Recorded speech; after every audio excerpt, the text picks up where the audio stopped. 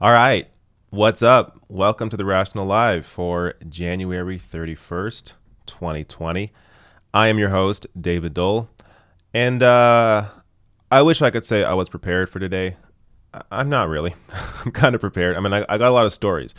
But in terms of my, I'm not sure, in-depth reporting on these stories, we're going to see. Since there's a lot of it, a, a lot of this stream may just sort of be like a show and tell kind of thing. Be like, hey, did you see this story? Did you see this story? But I do have a new segment that I'm introducing this week that I hope to become or hope to make a regular thing. Tweets of the week. So I collected a few tweets that I wasn't really sure how to, they weren't really stories, but I wanted to share them because I'm on Twitter a lot. That's just what I do. And I collect tweets, or I should say now I'm collecting tweets, good tweets that I see where I think people are making some, great points or something. And I share that stuff. So in this stream, let me just give you a quick breakdown. Biden gets physical with voters. Scottish politician discusses being dragged out of the EU. AOC's PAC raises $1 million in the first month.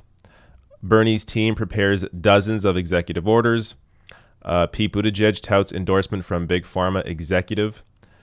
Sanders beats Trump even when he's called a socialist. Investor Jim Cramer drives final nail into fossil fuels. Attack ad tears apart Trump Republican. Bernie takes on corporate media in 1998, so that's going to be a classic clip. Jessica Cisneros grabs huge endorsement. Sanders introduces bill to ban fracking. You can see where I'm going here. It's a lot of stories. One of Bernie's greatest moments. So this is a clip that I rediscovered from 2016. That is one of my favorite, minutes of or 2 minutes of Bernie Sanders that I've ever seen. What else here? Outside group rallies outside groups rally around Bernie in wake of establishment attacks. And polls of the week. And I broke down the polls this week by day. So it's going to be a little more organized than it usually is. All right. Let me just start with something funny. This is not a video. It's just an article in The Onion. The Onion is one of my favorite places to go. Onion Politics. Sanders unveils job training program to provide meaningful work to low-skilled op-ed writers. Now, if you have followed any of the news this week, or I should say any of the op-eds this week, just they're trying to pull out everything in a last-ditch attempt to take down Sanders before Iowa. I don't think it's going to work because, honestly, most of the time I click on these op-eds, I have to pay them to read it. Most people aren't doing that. So, you go to New York Times, you go to read an article, and it's up. Give us $2. How about no? How about I don't? How about that money goes to independent media? So, they can write all the op-eds they want. I don't think it's going to make a difference. What really makes a difference is the on the ground grassroots movement, the phone banking, the door knocking, the fundraising. All of that will contribute to, or if Bernie wins, it'll be because of the grassroots movement, not because somebody in an op-ed wrote, maybe a nice thing about him once. But that doesn't happen. It's usually negative op-eds. But there you go. Also, of course, throughout the stream, I'll be taking super chats, as I always do. And one last thing here, rationalnational.com/join. That's how you support me on Patreon. You can also become a YouTube member. In both cases, if I ever have a video demonetized and I'm able to, sometimes I'll post videos even though they're demonetized because it's newsworthy content, or I should say time-sensitive content, and I want to get it out immediately. But other times I'll hold a video. If it gets demonetized and I feel like, hey, this isn't really time sensitive, I can hold it. I'll show it to the patrons and the YouTube members before anybody else, so they can see it before it goes live. So what else? It's also a Reddit page that I should plug. So if you're on Reddit, just search up the Rational National. You will find it. Let me see if I can pull it up quickly.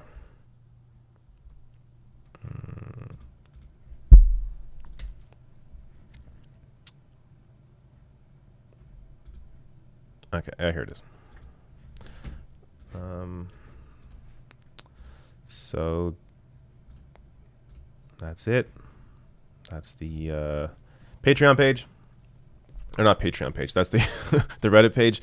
And there's also a Discord that I haven't been all that active on, to be quite honest with you. But just because, you know, as one man running everything in this operation can get kind of busy. I don't have all that much free time. But if you become a patron, you get access to the Discord as well. All right. What shall I do?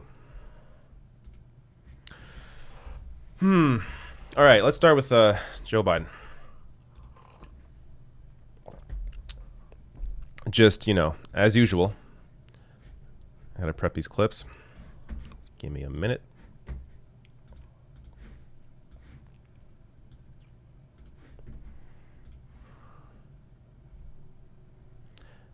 The streams are also now being posted consistently onto as a podcast, so on SoundCloud, but then it goes out to iTunes, it goes out to Spotify, where else? Google Play, Stitcher, Podbean, all that stuff.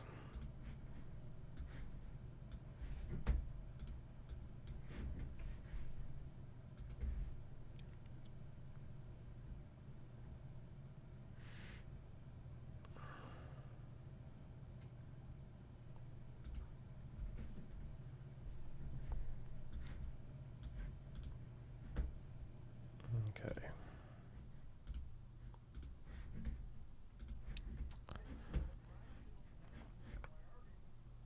I'll get to super chats after this story. Just hold up. Just a few links I'm prepping here. All right. Sorry for the delay there.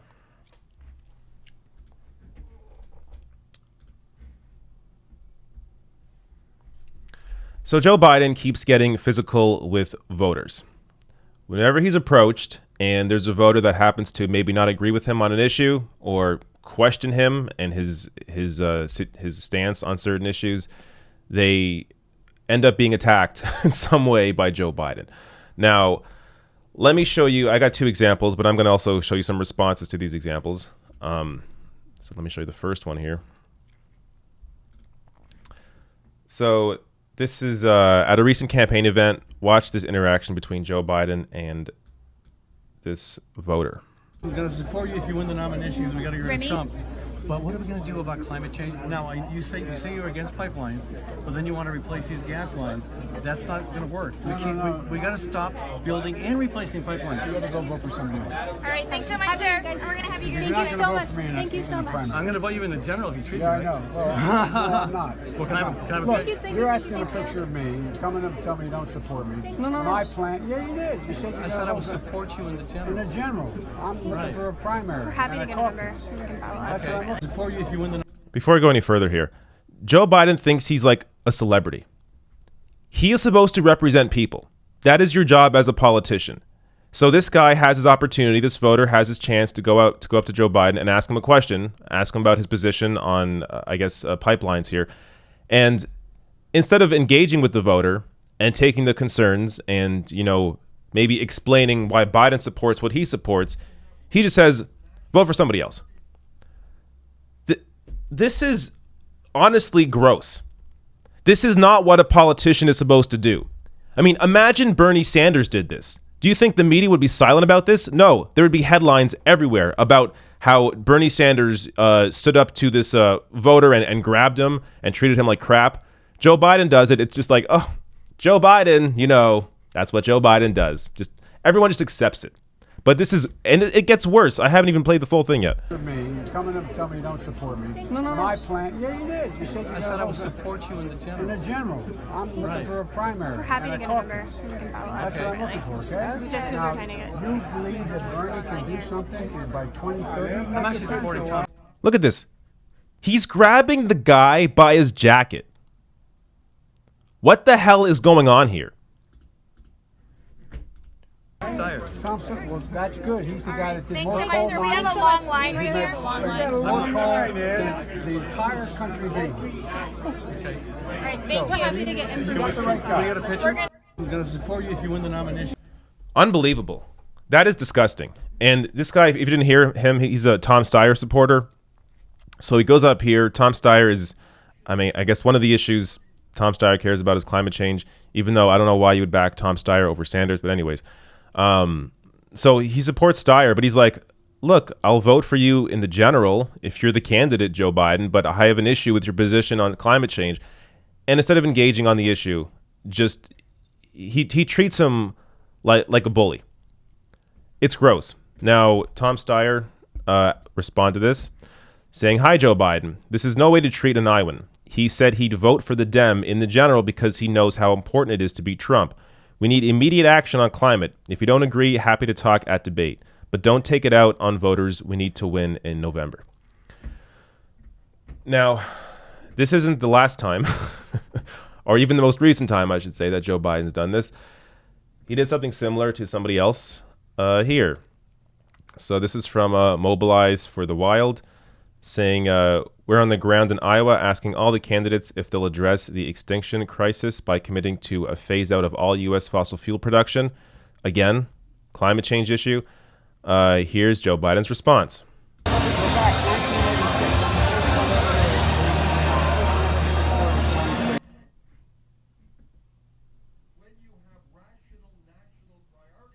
So look how he sticks his finger into this guy's chest. Like, is that a normal thing people do? And the idea that Joe Biden was putting forward climate change bills in the 1980s is hilarious. And even if that was the case, which it's not, his position now on climate change is not good. It does not go as far as it should. This is why he continues to be questioned about this, and why Joe Biden, instead of actually responding with some actual ideas, he just gets angry at the people that are asking the questions. Now, let me show you some response to this. A couple of reactions here. Owen Higgins here says, Biden just driving his finger repeatedly into this man's chest. I know it's past cliche at this point, but imagine if Bernie, etc., etc. Yeah. Imagine Bernie Sanders did this. Again, headlines everywhere, 24/7. If it's not impeachment, it'd be Bernie Sanders stuck his finger into this man's chest. Joe Biden does it. Whatever. Who cares? The double standard is in our faces. Another response is from Andre Demise. I don't know how they do things in Delaware, but where I come from, there's about 4 different ways it can go when a man jabs his finger in your chest like that. None of them end well. Yeah. And just to top this all off, I found this hilarious Onion piece. You're a piece of shit, and I hope everyone you... Sorry, can't even get through this. You're a piece of shit, and I hope everyone like you dies, says Biden to Democratic voter in stirring call for party unity. This is what Joe Biden's been doing, essentially. Obviously not, this is this is satire here, but this is essentially what he's been doing. Just attacking voters that have any questions at all about his platform. It's amazing. Now, the only, I'm going to get to polling later, going to get to all the polls of the week later in the stream. But at least Joe Biden right now is sort of staying still when it comes to support. He doesn't appear to be growing, though to be fair, he's also not really dropping too much. But he appears to be stagnant while Bernie Sanders is rising. So how does this play out when it comes to Iowa next week and then New Hampshire? We're going to have to wait and see.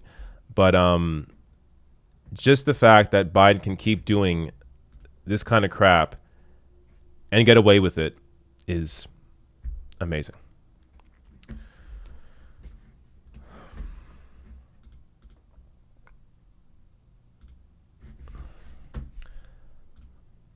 All right, let me grab a super chat or several.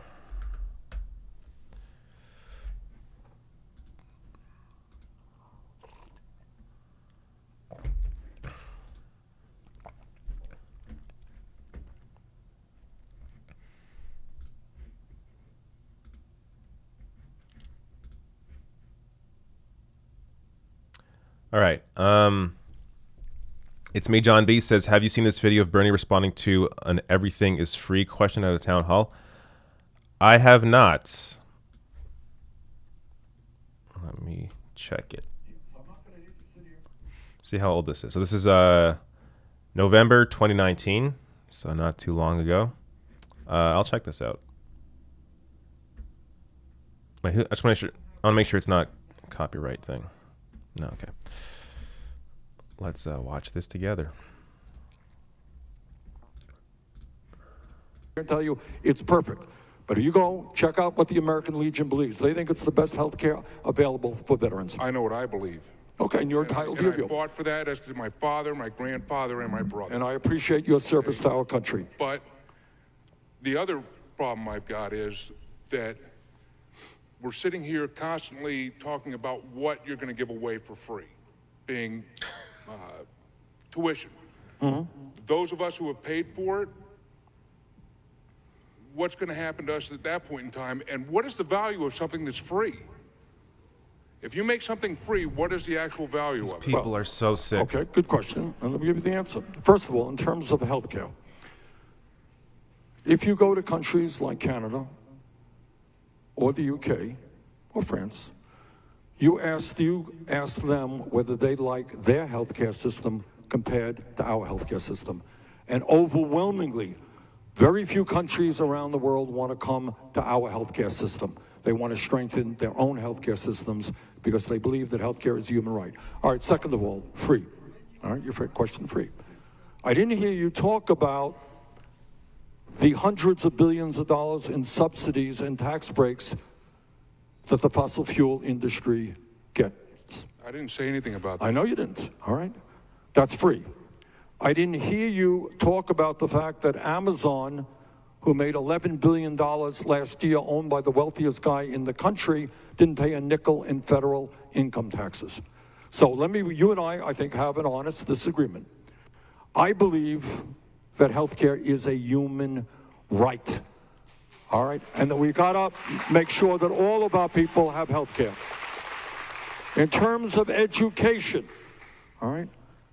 When I talk to you about making public colleges and universities tuition-free and canceling all student debt, we're going to pay for that through a modest tax on Wall Street speculation. You helped, against my vote, I should tell you, bail out the crooks on Wall Street.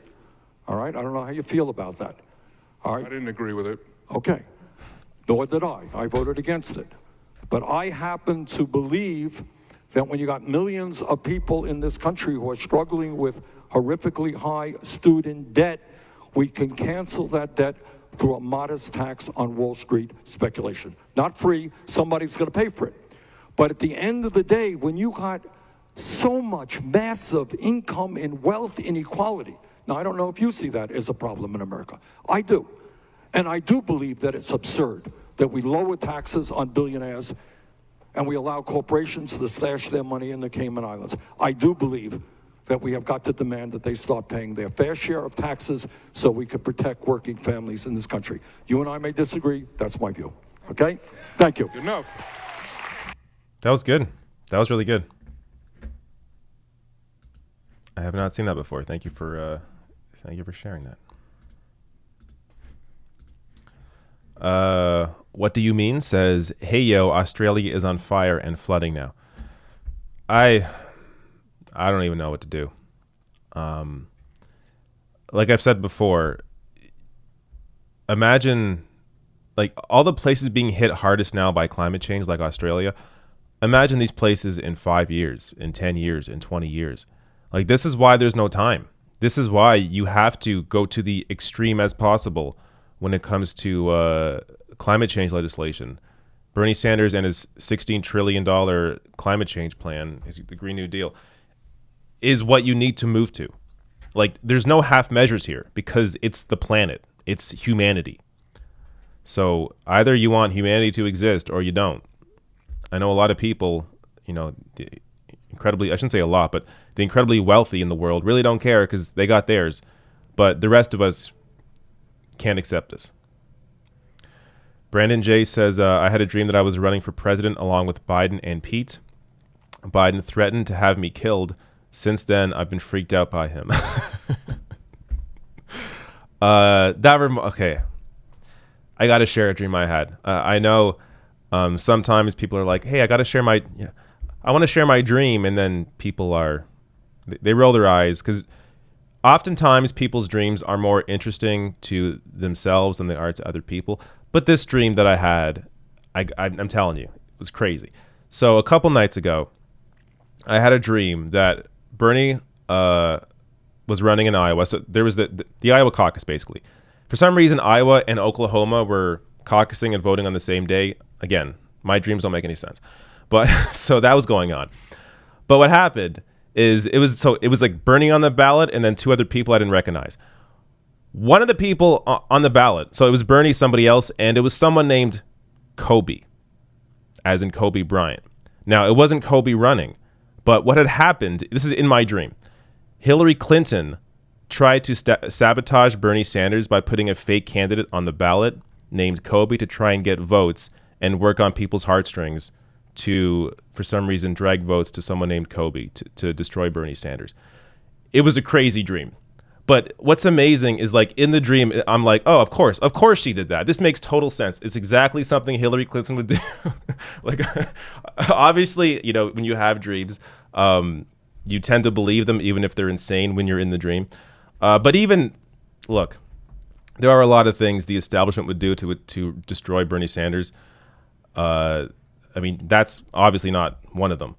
But they would go to extreme lengths to try and do it, and we're going to see it. I mean, I assume we're going to see something, because what they have right now are op-eds about Bernie can't win because they'll call him a socialist. I mean, it's the same things we've been hearing for 6 years. Like, bring some new arguments to the table. But I don't know. We'll see. We've all seen, I shouldn't say we've all, but I assume many of you have seen the DNC list, the people that have been put on the DNC convention staff by Tom Perez. They're all, pro-corporate Democrats. So this is why it is so important to vote and caucus, because Bernie has to win by an overwhelming number. I mean, he needs to get over half the delegates by the convention. If he does that, then he's going to be the nominee. But if he doesn't hit 50%, they're going to try and play some funny game, some funny business to try and destroy him. So you have to, he has to win by an overwhelming number to avoid any of that BS that they're going to try and throw at him. Where was I? One more. Let me do one more super chat here. Nick says, hey, I just want to share a great Bernie ad I found by YouTube channel The Surfs. I know The Surfs, titled Not Me, Us, the Bernie Sanders movie. All right, you didn't link to it, but maybe I'll check it out later.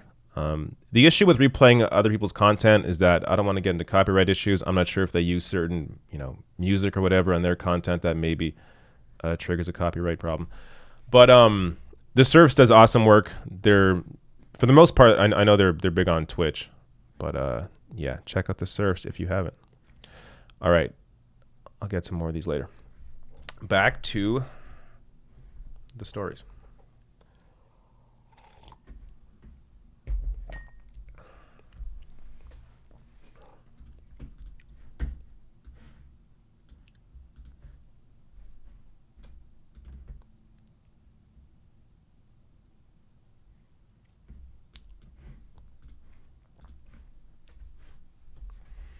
So the UK is officially leaving the EU tonight. Now, I saw this clip from a Scottish politician on being dragged out of the EU because people in Scotland, they voted overwhelmingly for their party, the SNP, and the SNP did not want to leave the EU, but because they're part of the UK, they have no choice. So I want to share this clip, and it's just, I don't know, she presents this very, very well.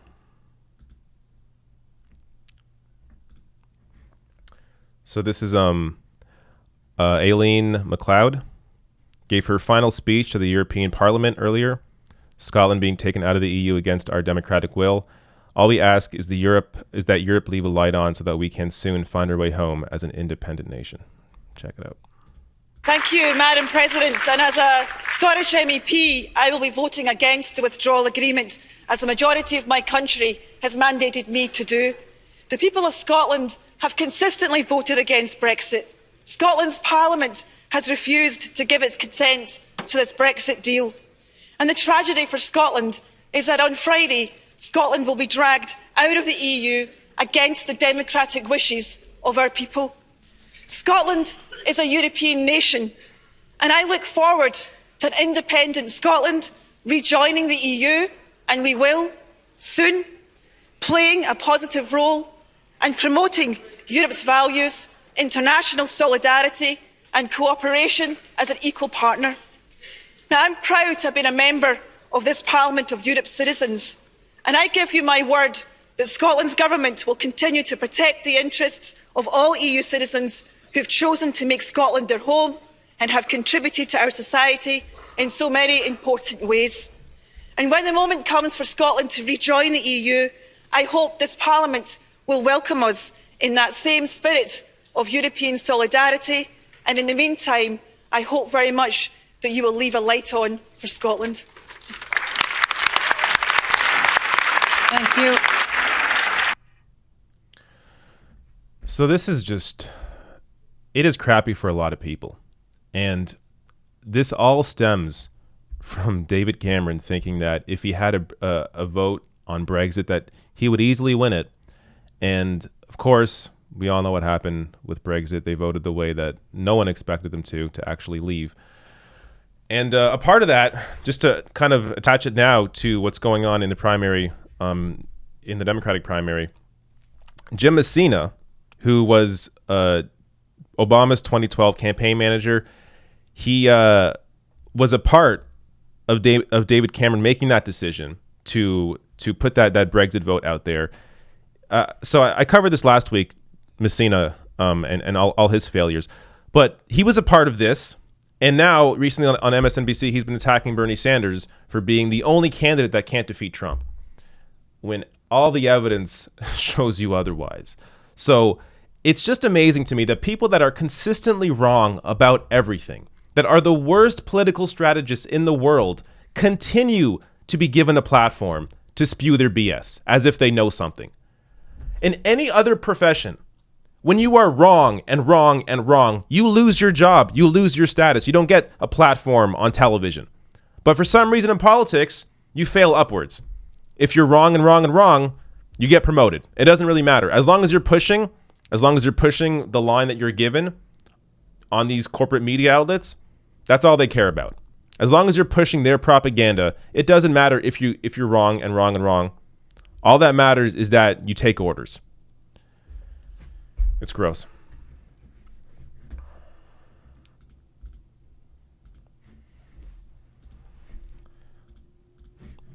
All right, let me get some more super chats wherever I stopped off. Bad Luck James says, hello from Seattle. Thanks for the great videos. Thank you for watching. Also, I went to Seattle once, 2012, I think. Whenever it was, I love Seattle. Great city. One of the American cities I would potentially live in if I could live in America. Will Eislinen, something like that, says, do you get flack for being Canadian and yet being so deeply involved in U.S. politics? I don't know if I get crap. I get questions about it. The only time I get crap is if I say something on Twitter and then, like a Joe Biden supporter doesn't agree with me or like a Buttigieg supporter. And they're like, you're in Canada. What do you know? It's like, I know a hell of a lot more than you do, but I kind of just let those conversations slide. But that's the only time I really ever get crap.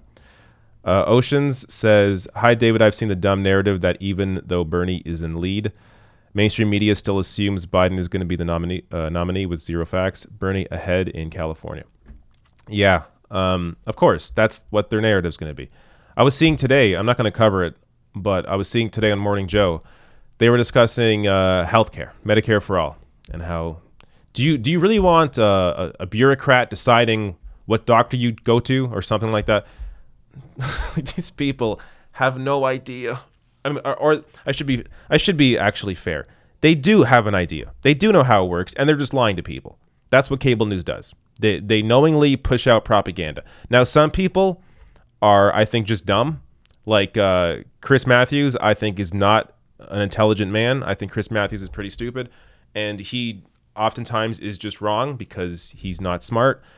But then you get people like Joe Scarborough, who even when he's on Bernie's side, he's doing it for a strategic reason. Like those people, they know what they're doing.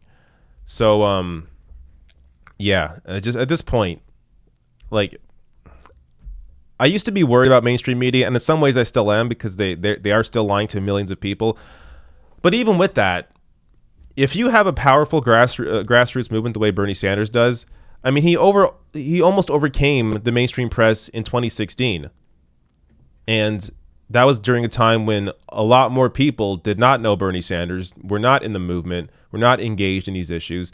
Young people weren't as engaged as they are now. So now he has 4 years to build that up, to build the movement up. And also at the same time, independent media is being built up and getting more popular.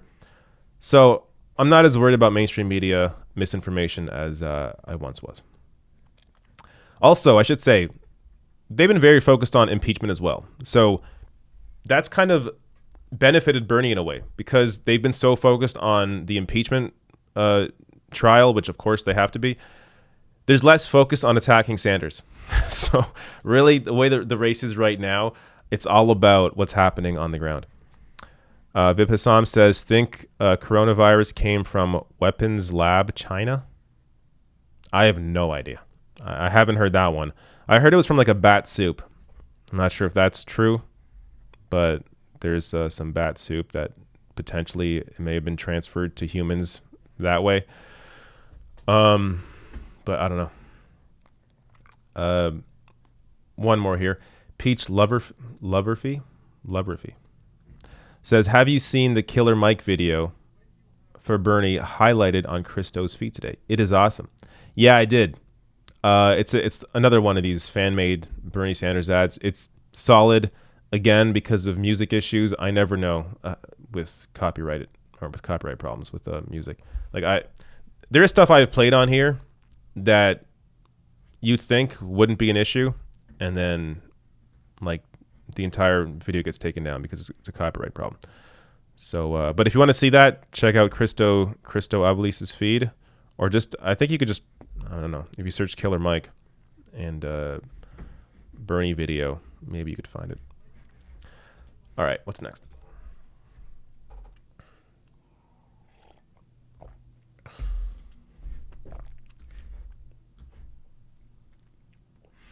All right, this is more of a show and tell kind of story because I didn't really prep too much for this, but I do want to share this news.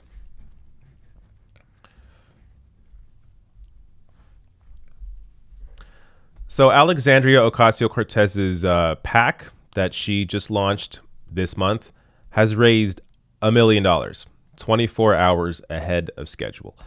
So check this out. And remember, this is the PAC that is essentially in competition with the DCCC.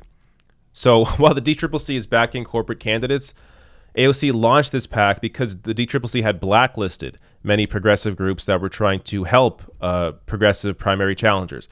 So Ryan Grimm shares the news here. Aided by the DCCC's hostility to progressive candidates, small donors have given more than $1 million to AOC in a single month. That's not normal for the House. So check this out.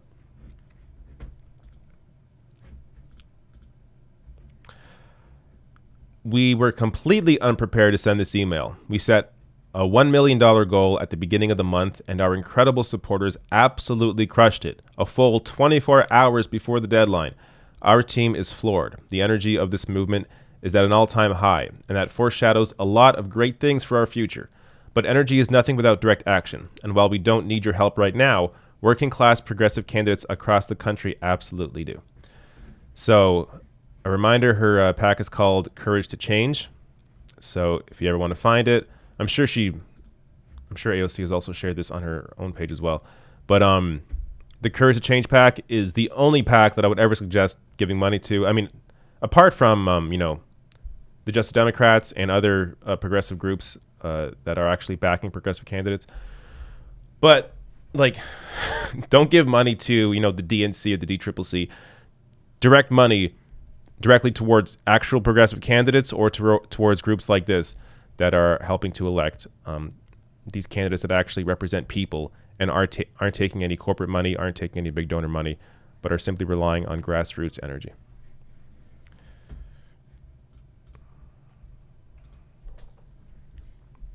All right.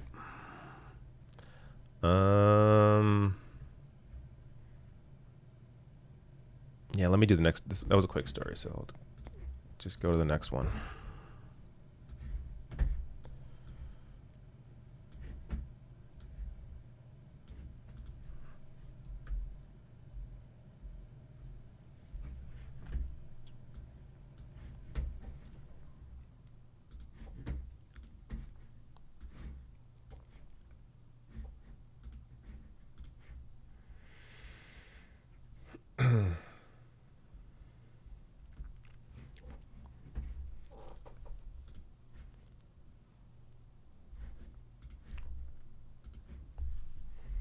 So Bernie Sanders isn't even the nominee yet, but his team is already preparing dozens of executive orders were he to become president.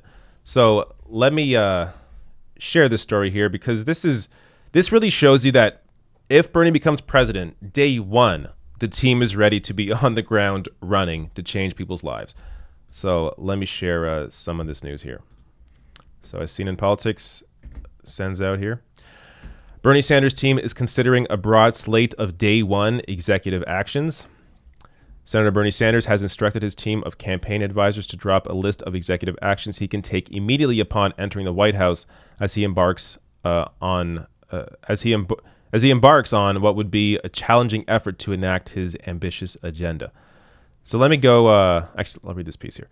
The slate of potential day one directives encompasses a range of campaign promises, from declaring a climate change a national emergency to allowing the U.S. to import cheaper prescription drugs from Canada and ordering his Justice Department to effectively legalize marijuana.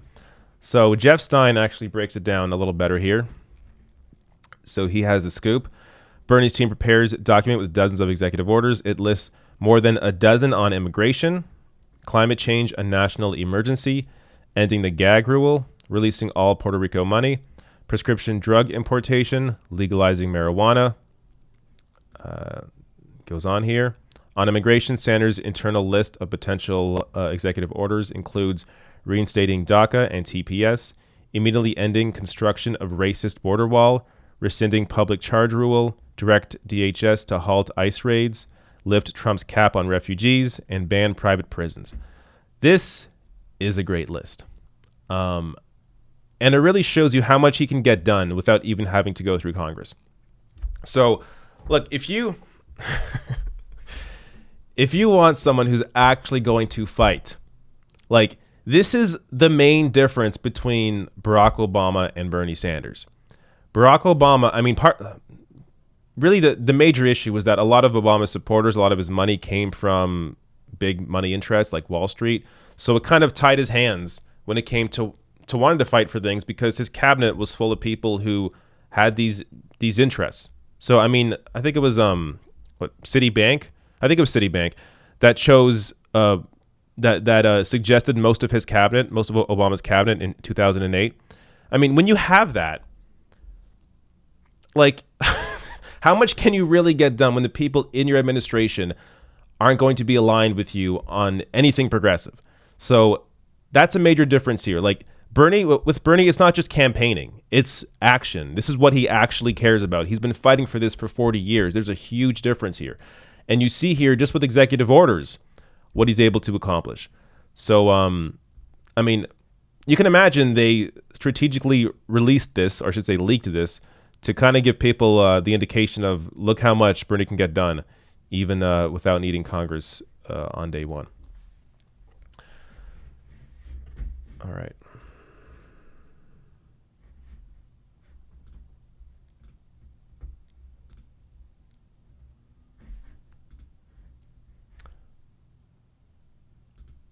Let me go back to super chats.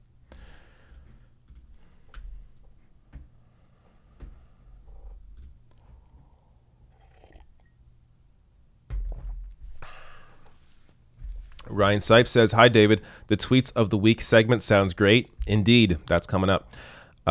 You should watch Brett Ehrlich's fake Biden ad, which is on his Twitter account. It is a really good ad. Yeah, let me play it. I'll play it.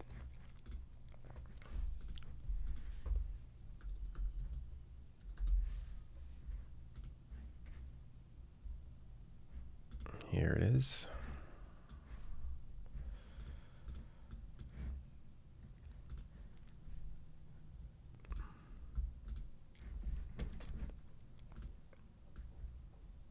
So again, this is Brett Ehrlich's ad. Bernie Sanders wants you to think that he's the least selfish candidate in the race. All the way down to his slogan, not me, us. But really, Bernie, time and time again, Joe Biden has made it clear that he's all about other people. Especially when it comes to suggesting who to vote for. We got to stop building and replacing pipelines. You got to go vote for somebody else. You should vote for Trump. You should vote for Trump. You got the right candidate in Bernie. Then you should vote for somebody else. Biden 2020. Not me. Someone else. That's really good. I enjoyed that a lot.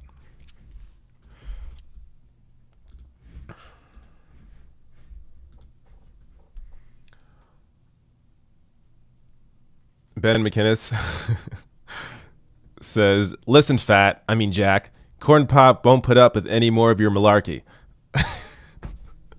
When Biden called that guy fat, I'm not sure if he's topped that for me yet in terms of, comedy, in terms of Joe Biden giving us funny moments. When he was like, look, fat, look. It was just, it was incredible. I don't even know if Biden even knew what he was saying. It's one of those things that I think he just blurted out without realizing he was calling this guy fat. But man, I still think of that moment and laugh because it was just crazy. Toya Karipa says, "Can Tulsi now join the debates with DNC changing the rules?" What did DNC change the rules? I haven't seen this. How did they change the rules? I have no idea. I got to look into what rules they changed. But Tulsi's polling at like 1%. I don't know what rules they would have to change for her to make the debate stage now. What do you mean says, to top it off, the PM in Australia signed a $2 billion gas deal. I don't want to get depressed right now. That sounds horrible.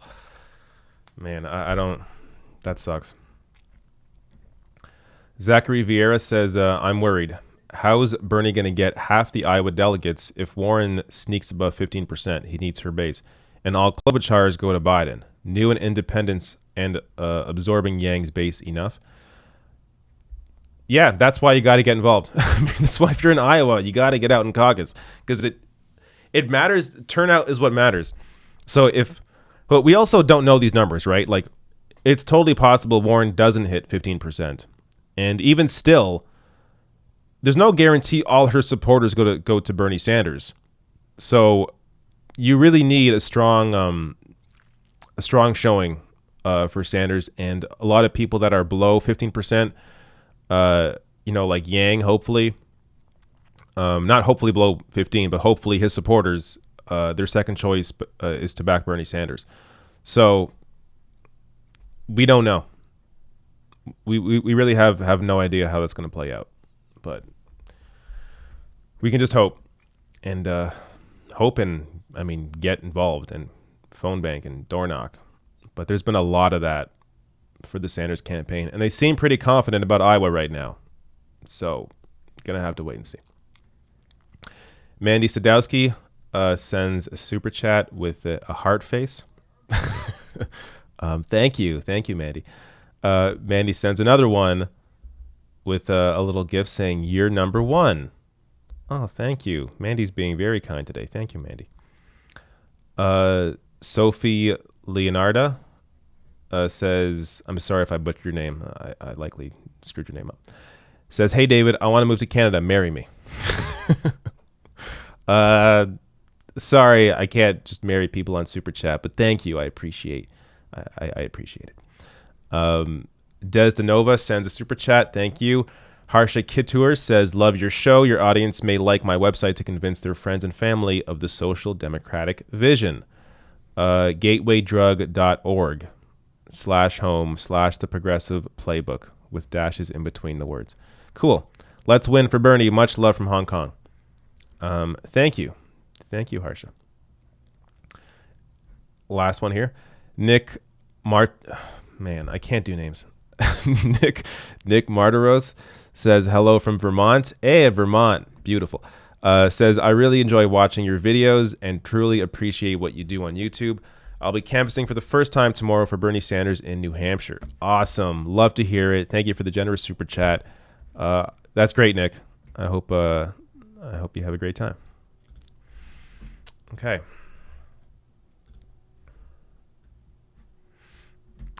This story. So again, another one of these stories that I kind of just want to share the news here because this piece of news sort of speaks for itself.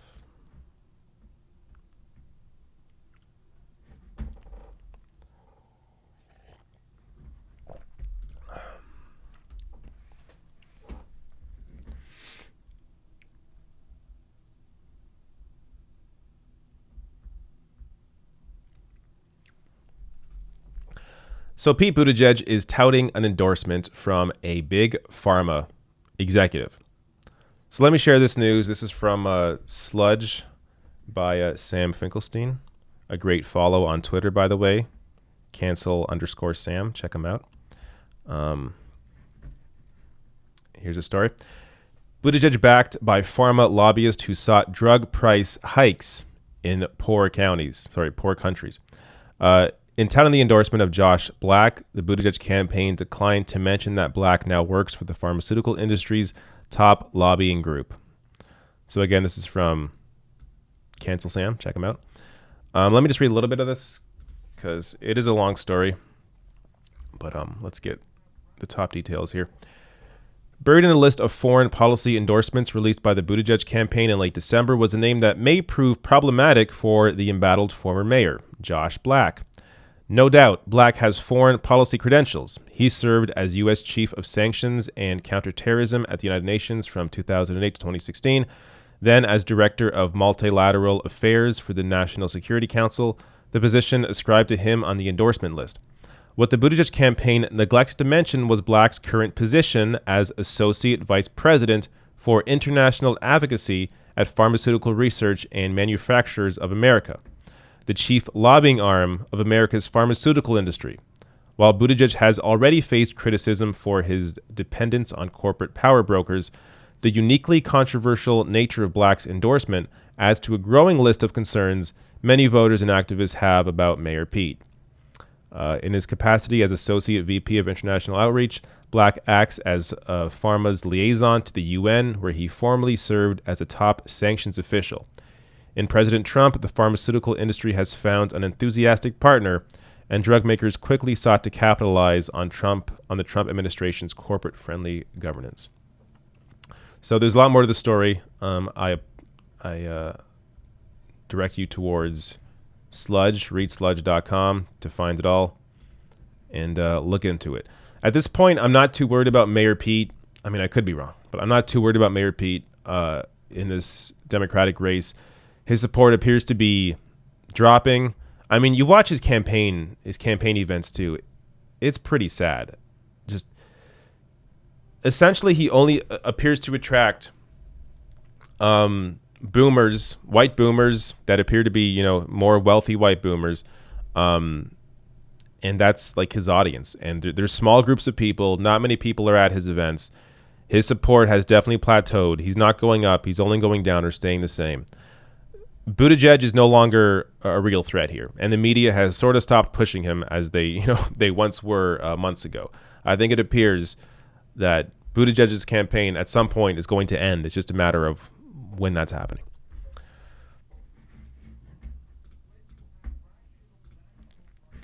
Like the real focus right now, Joe Biden and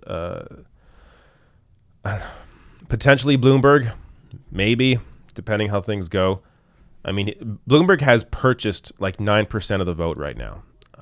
But I can't imagine he's taking too much away from Bernie Sanders. I could be wrong, but I think he's just working off people's ignorance because a lot of people don't know who Bloomberg is outside of New York. So because he doesn't have to be on a debate stage and actually debate these issues, he's able to sort of present his own reality of who he is just through buying television ads. So Bloomberg is rising, but how far can he really go when he's not really in the conversation? It remains to be seen.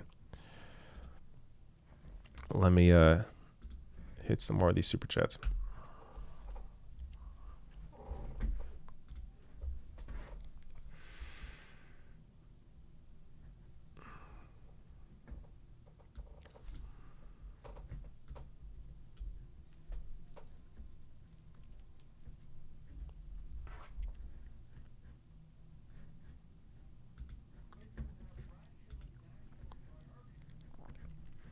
Aaron Blue says, David, any thoughts on Kanzuk? Maybe you and Christo can discuss one day.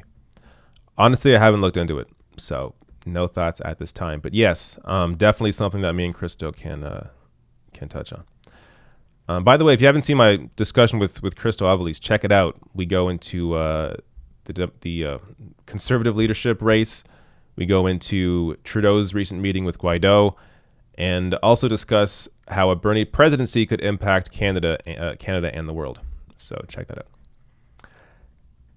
Deborah Van Sant says, thanks for the calm, rational voice in this campaign.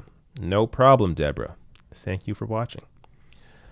Unology 1 says, is it crazy to think Steyer would endorse Bernie? It's not crazy. It's totally possible. It's totally possible. And it's also possible Steyer's support during an Iowa caucus could go to Bernie as well. So, I mean, that voter I showed you earlier talking to Joe Biden, he was a Steyer supporter. He cares about climate change issues. I could see that guy going to Bernie.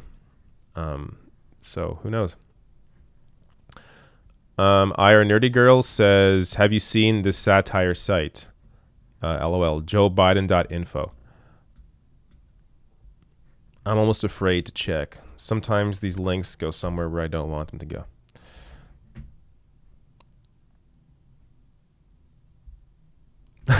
Okay, I have not seen this. Let me show this page. It's pretty funny. So this is joebiden.info. It says here, Uncle Joe is back and ready to take a hands-on approach to America's problems. Joe Biden has a good feel for the American people and knows exactly what they really want deep down. He's happy to open up and reveal himself to voters and will give a pounding to anybody who gets in his way. And then it's like all of Biden's awkward moments. Oh, Jesus. It is all horrible. How is this guy even in second place?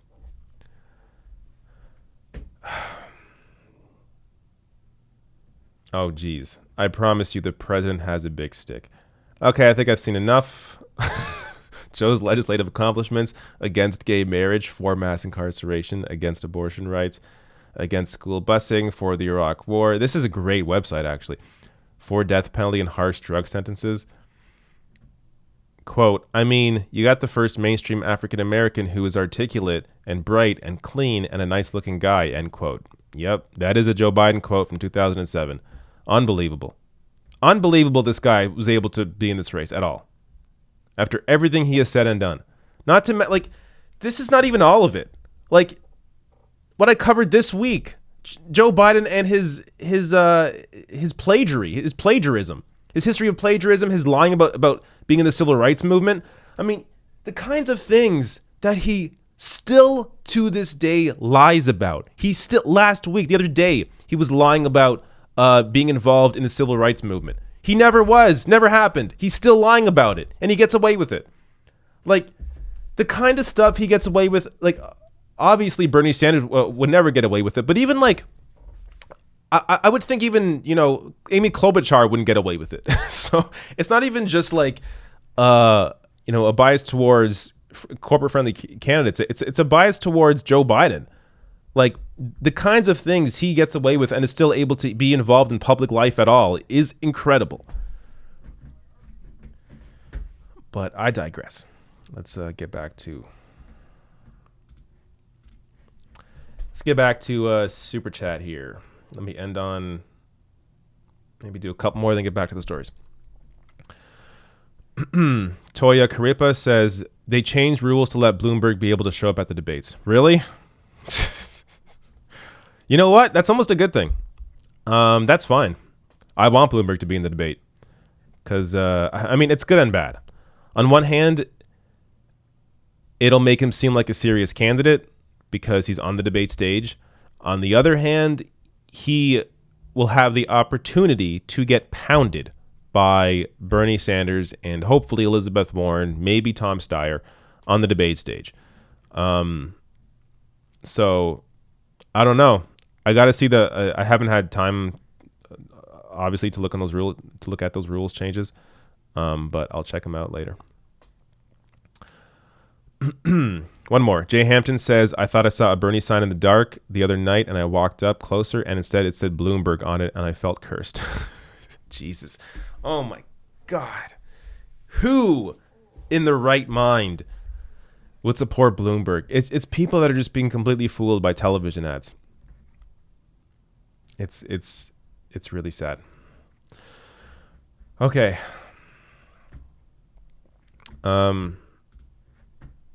Let me get back to the stories here. I like this next story, as you're going to see.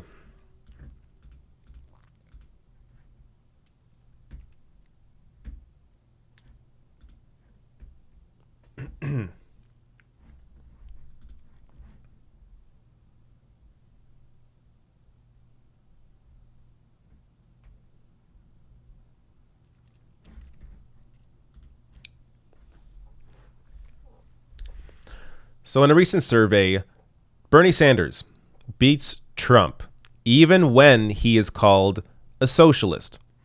So this information, or this survey, was done by Data for Progress. Let me show you the results. This was reported on by Vox. So you see here, Bernie Sanders leads Donald Trump in polls, even when you remind people he's a socialist. So scrolling down here. Bernie Sanders is a self-described socialist in a country where socialism is unpopular. I would contest that, but anyways, going on. And many observers are convinced that Sanders' lead over Donald Trump in head-to-head polling would vanish if all of this I disagree with. Next. It is difficult to know whether that's true or not, but a recent message testing experiment run by the progressive group Data for Progress at least calls that theory into question. In their experiment, tagging Sanders as a socialist did not seem to undermine his campaign, something we've also seen over the years in Vermont. Sanders consistently does a bit better in elections for a Senate seat than you would expect from the state's baseline party lean. So, going down here, they had three different questions here. So for the first one, there was no information. So the question for the poll was, if the 2020 U.S. Presidential candidate, if the U.S. Election was held today, who would you vote for if the candidates were Bernie Sanders and Donald Trump? So that's the first one. No extra information, just Bernie or Trump. The next one, if the 2020 election was held today, who would you vote for if the candidates were Democrat Bernie Sanders and Republican Donald Trump? So now they're adding in the party for each of the candidates. And the last question, if the 2020 election was held today, who would you vote for if the candidates were Democrat Bernie Sanders, who wants to tax the billionaire class to help the working class, and Republican Donald Trump, who says Sanders is a socialist who supports a government takeover of healthcare and open borders? All three versions, Bernie wins. So with no information, Bernie wins. This one I find the most interesting. When they mention Democrat and Republican, it's actually where Bernie has the least amount of support. So when Bernie is actually identified as just a Democrat, it's down to 45, 43. But then when you add in what Bernie wants to do in terms of taxing the billionaire class, his support goes back up to 47, and it's 47, 42.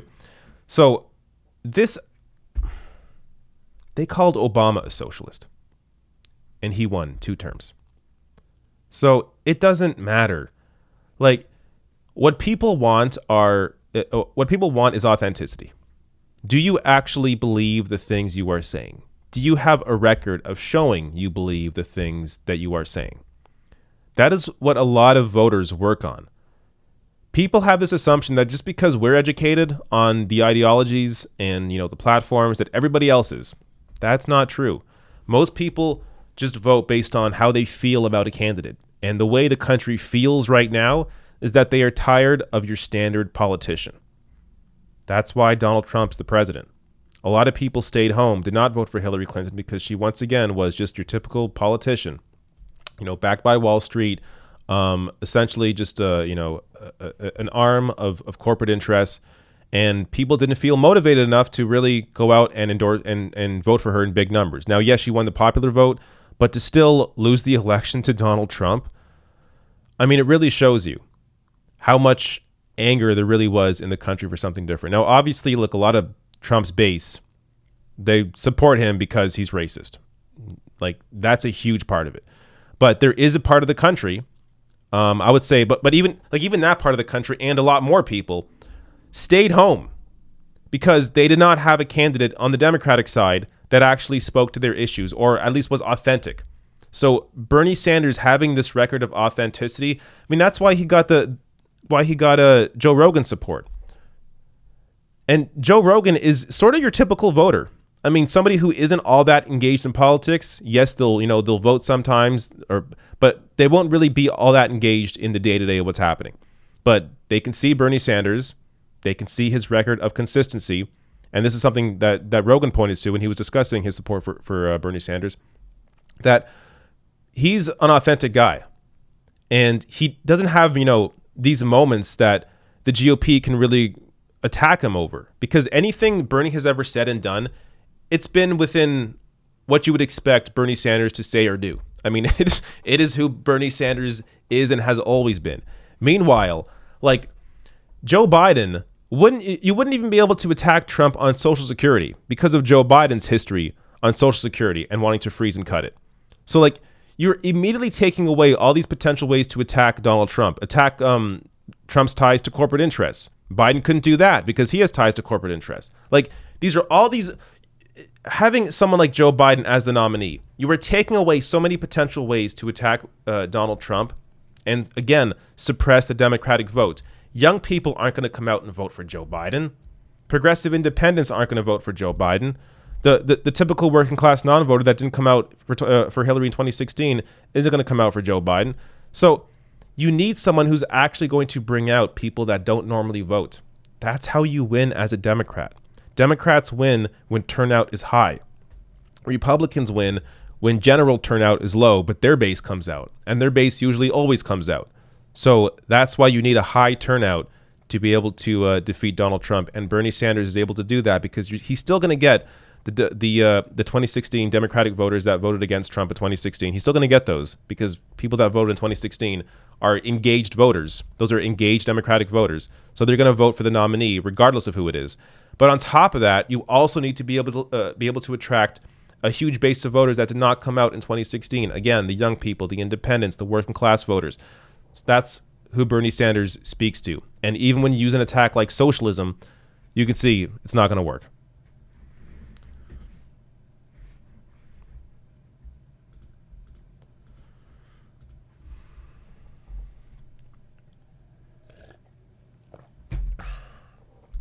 All right, let me get some more super chats.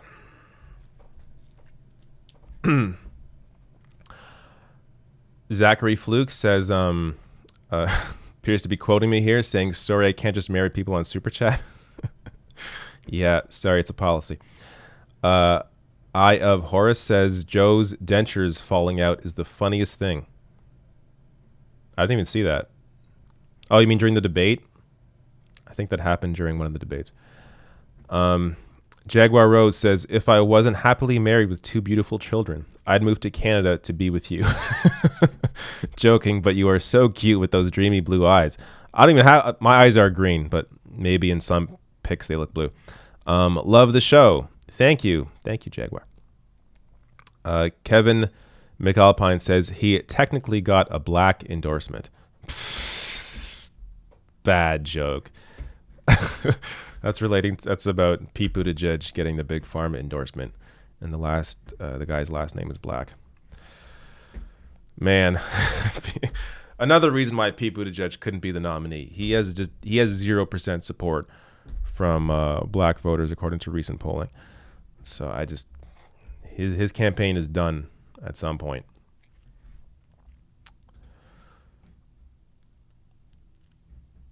Shelby Hall says, if the Iowa turnout is massive, it'll create a landslide of support.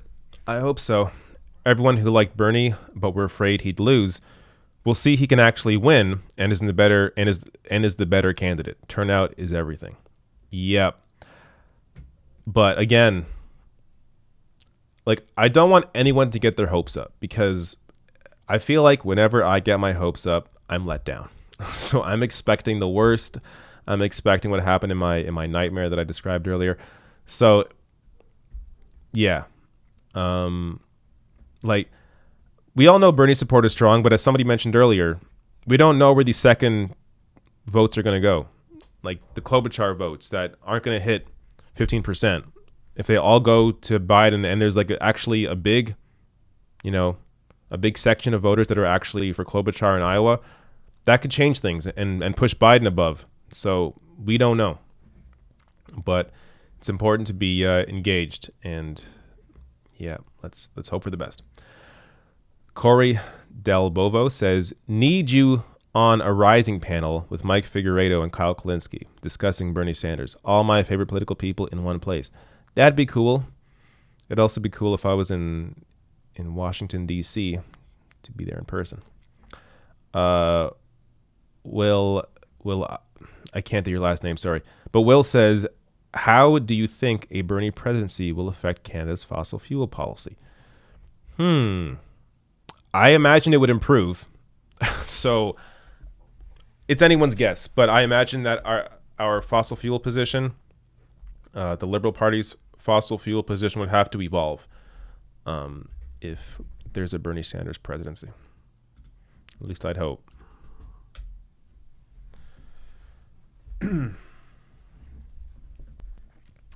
All right, let me get to the next story. This is maybe my most substantial story of all the stories.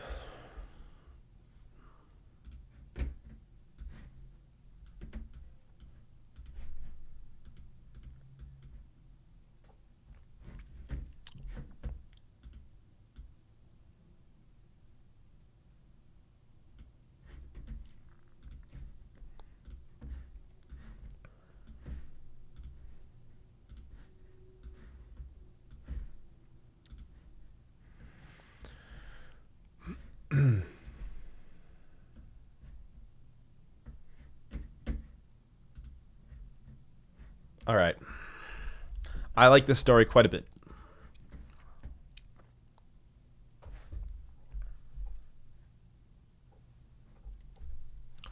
So, television investor Jim Cramer was on CNBC on their show Squawk Box, where he essentially drove the final nail into the fossil fuel industry. So, watch what he says here.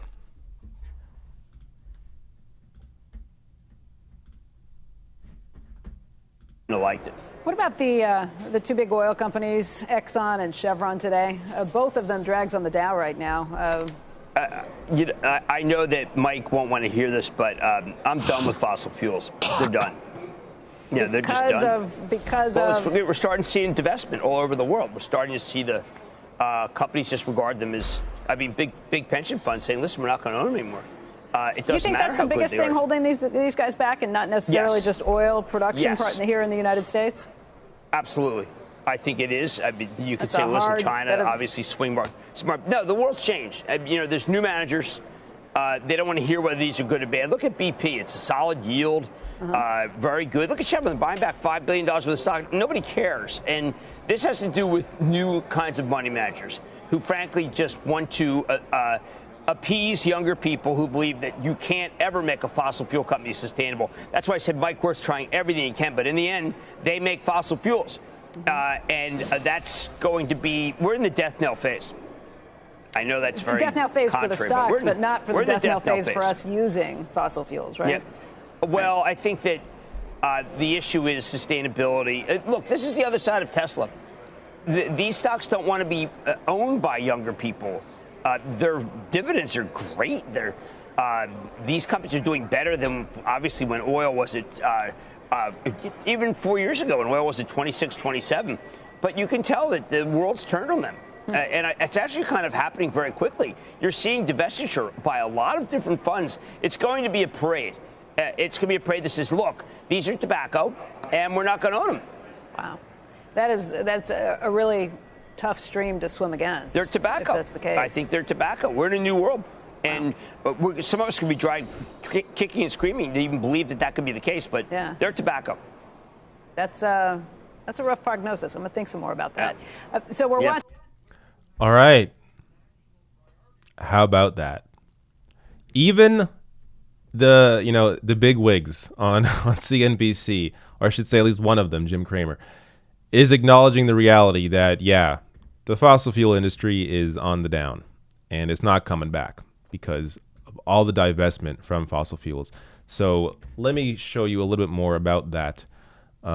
What is divestment? So this is gofossilfree.org. Let me just give you their quick rundown here. Divestment, of course, is the opposite of investment. It simply means getting rid of stocks, bonds, or investment funds that are unethically or morally ambiguous. When you invest your money, you might buy stocks, bonds, or other investments that generate income for you. Universities and colleges in the U.S., religious organizations, retirement funds, and other institutions put billions in these same kind of investments to generate income to help them run. Fossil fuel investments are a risk for both investors and the planet, so we're calling on institutions to divest from these companies. So, let me go down here. So basically, this is kind of what they're focused on here. Immediately freezing any new investment in fossil fuel companies, divest from direct ownership and any Cumming-led funds that include fossil fuel public equities and corporate bonds within 5 years, and their fossil fuels sponsorship. So let me show you how many have done, because there's been a ton of large institutions that have divested from fossil fuels. So their breakdown here, make sure I got this right. Yeah, so about 13.96 trillion is the total of the divestment so far. We're talking about 1,181 institutions divesting, 58,000 plus individuals divesting, about 5.2 billion.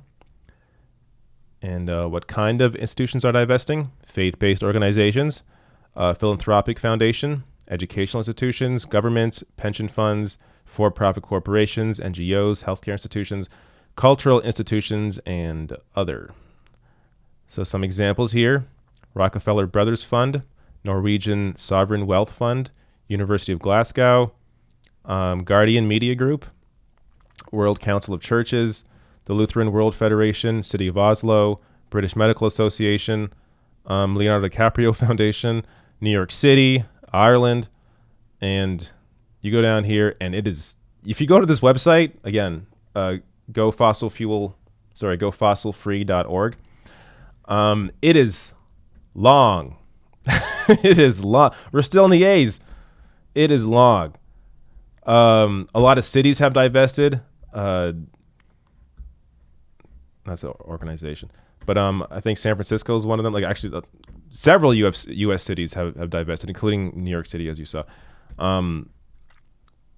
But it's just, you kind of get the point. Here are the cities. So we got Sterling, Seattle, Santa Fe, San Francisco, Richmond, Provincetown, Providence, Portland, Paris, Palo Alto, Oxford, Oakland, Sunnyvale, Sydney. Yeah, you kind of get the point. So this has actually been leading to some progress, and it's gotten to the point now where, people are being advised to no longer invest in fossil fuels. And Naomi Klein, who's been a very important figure in this fight on climate change, tweets out here, watch this entire thing. It doesn't matter how well oil stocks are doing. The next generation sees them as toxic and doesn't want them. Everyone involved in the fossil fuel divestment movement, and that is thousands upon thousands of mostly young people, made this happen. Wow. Yep. This is what grassroots movements can achieve. And this is on a global scale. So this is not just, one country. This is globally what's happening. And you love to see it.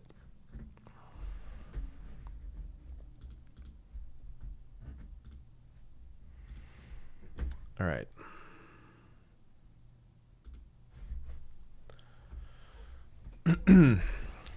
Let me get back to whatever super chats are here.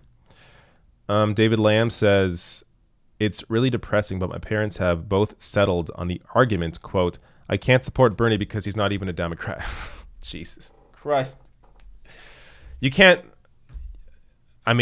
if they've settled, then you can't do anything about it. But it's such a stupid argument. Tell them that's why he can win. That's why he's the most electable. Show them Gallup. Let me just show you right now. Show them Gallup polling, or any polling, but Gallup has a consistent polling on this, showing party affiliation. Party affiliation. Look at this. Are people mostly Democrats or Republicans? No, they're mostly independents. Look at this. 45. You'll see this anywhere. I just zoomed into the wrong area. One second. Every poll will show you this. Look how, and this goes on. I think this goes on forever. I don't know when this ends, but independents have been the largest number here for quite some time. Look, we're in 2016 now, still independents with the biggest number. So this is why Bernie is the most electable. A lot of people don't vote because they don't find a party that actually represents them. They don't see candidates that represent them. But you stick a lifelong independent on the ballot, you are going to get a lot of people that typically don't vote out to vote for the Democratic nominee, which would be Bernie Sanders. So the idea that, I can't vote for him because he's not a Democrat, this is not team sports. This is people's lives. I don't know how people can be so attached to labels when it's like politics has never been about being on a team. It's about how can you help people? How can you change lives? The idea that anybody would not vote for somebody for that reason, he hasn't been a Democrat, is just so absurd. I don't even know what else to say. It is so dumb. So I'm sorry that your parents are like that, but I would go mad trying to have a conversation with them.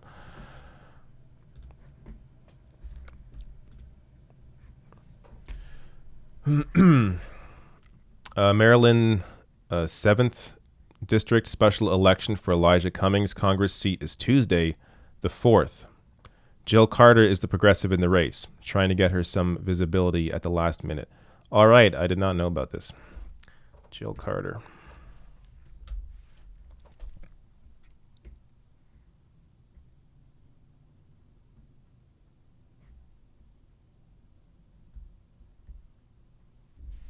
All right, I'm bringing up this here.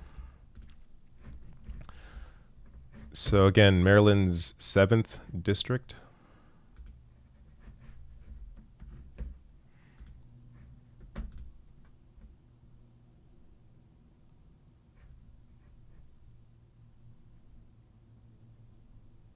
So Jill P. Carter for Congress.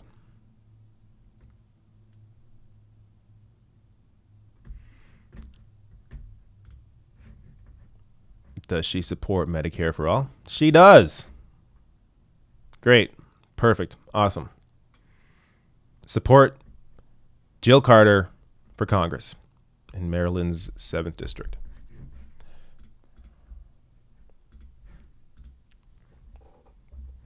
All right. What do I got coming up? Yes, I do have this. Attack ad. This one. I will get to the Bernie attack ads because they're hilarious.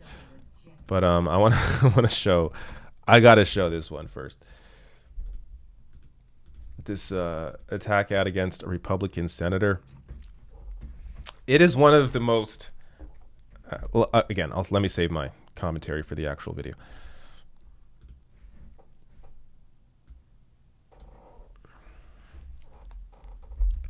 There is a new attack ad on Republican Senator Martha McSally that is just beautiful. So I want to share this. This is one of the most, I don't know how to describe it, blunt, I guess maybe, attack ads that I've ever seen. And I just really enjoy it. Check it out.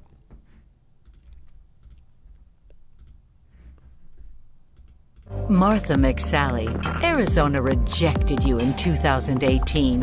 And you know why. You were too close to Donald Trump. And you lost badly. Now you've gone full Trump. Again. Man, you're a liberal hack. I'm not talking to you. You knew Arizona wanted the truth. We demanded witnesses and evidence in the trial of Donald Trump. No, there's a reason your poll numbers are dropping fast. And you're on your way to defeat. Oh, that's right, Martha. Again. Arizona has always produced mavericks, true independents. People like John McCain and Barry Goldwater, senators that served Arizona. People of courage, toughness. They stood for what was right, no matter the political risk. And they are remembered as American heroes. And you, Martha, you'll be remembered as just another Trump hack. If you're remembered at all. All right, so this is from the Lincoln Project. These are, from what I understand, never Trump Republicans. So, like, I imagine I wouldn't agree with a lot of what this group thinks. As you can see, claiming that McCain there is a maverick when maybe at some point in his career he was, but not later on in his career. But you got to hand it to them. This, like, everything from the imagery to the voice actor they chose to the script, I mean, and the way it ends is maybe my favorite part. Just another Trump hack. You, Martha, you'll be remembered as just another Trump hack. If you're remembered at all. If you're remembered at all. That was great. Again, I'm sure I don't agree with Lincoln Project on much of anything, but if you're going to go after Trump Republicans, I'm not going to complain. And that was a solid ad, but let's see if it'll actually have any impact, as most of the Republican base supports Donald Trump. So, like, I don't, while this ad is amazing, I don't really know how effective it'll be when it comes to the actual, Republican base, because they support Donald Trump. So for them, these are like selling features. So I don't really know if it'll actually work. But with that said, this kind of tone, this kind of imagery, this is what I want to see when it comes to attacking whether it's Trump Republicans or Republicans in general, or attacking corporate Democrats.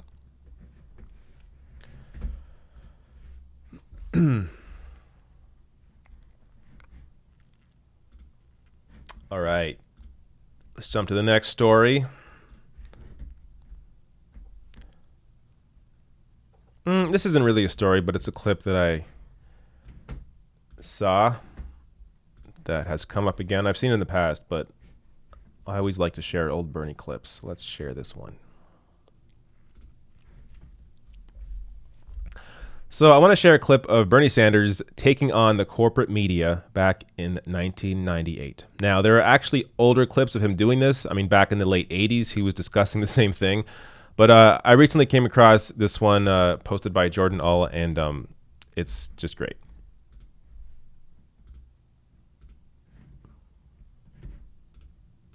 You turn on CBS. Who owns CBS? Westinghouse. You turn on NBC, owned by General Electric. You turn on ABC, and that's owned by Disney and Mickey Mouse. You turn on the Fox television network, and that's owned by that fighting progressive Rupert Murdoch, a right-wing billionaire. And then you have public television, not much different, because they're also controlled by all of the corporate advertising that comes in to those stations. So you step back and you say, let's see, I see a lot about O.J. Simpson, more than we ever wanted to see, right? We see a lot about Princess Diana and her tragic death. We see a lot about President Clinton's sex life. But do we ever see, or very often see, programs on television that reflect the reality of American working people? The great story of the last 20 years is the decline of the middle class and the fact that the average American is working longer hours for lower wages. Gee, that's a story that CBS seems to have missed.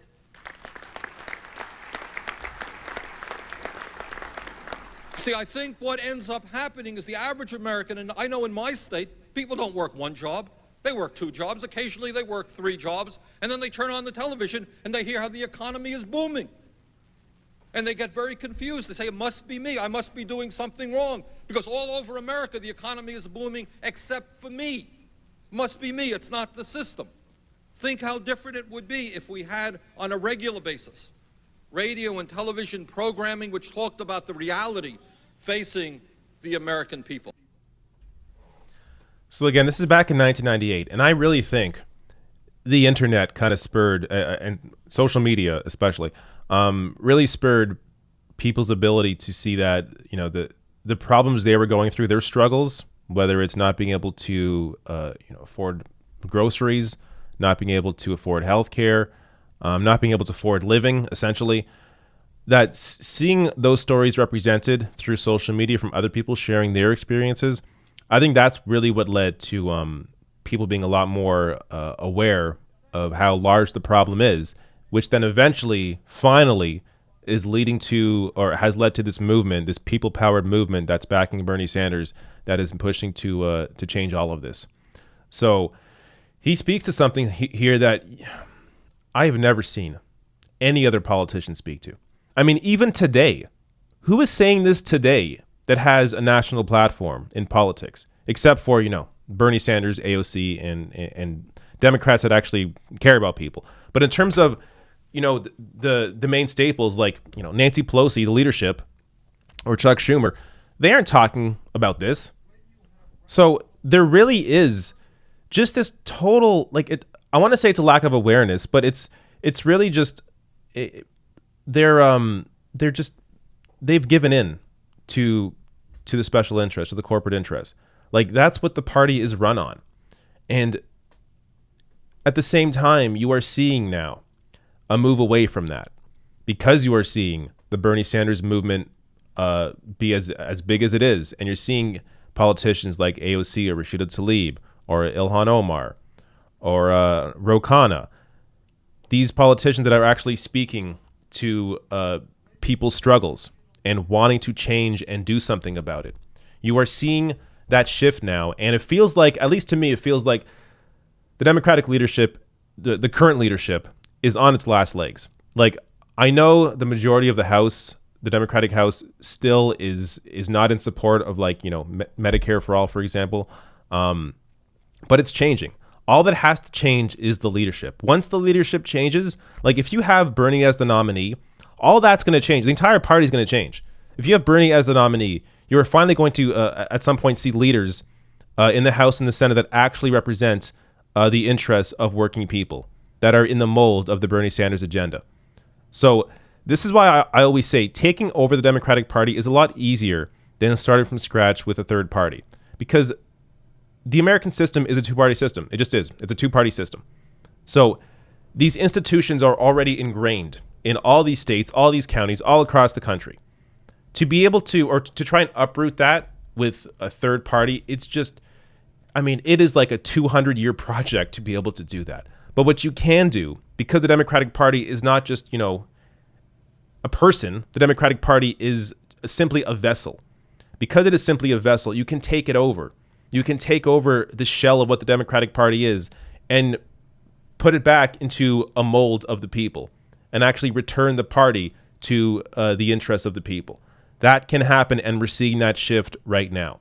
But this is why you need something major to happen, like Sanders winning the nomination, to actually complete that shift, to move the Democratic Party back into the hands of the people.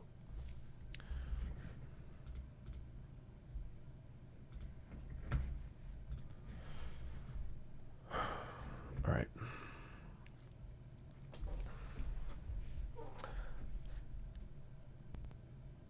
Let me there's more stories than I thought.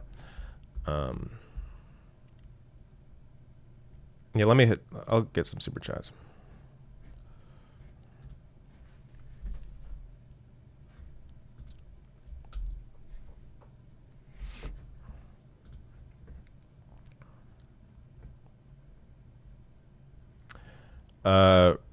Radzoso says, to those who say Bernie is not a Dem, tell them he has chosen to put country over party. There you go. That's a good response. Country over party. Dwayne Bramble says, hi, David. My question is, what are they now investing in? Natural gas? I hope not. No, that's part of fossil fuels. So, no, there's simply divestment from fossil fuels, all fossil fuels. So what they're investing in, I don't know, but it's not fossil fuels.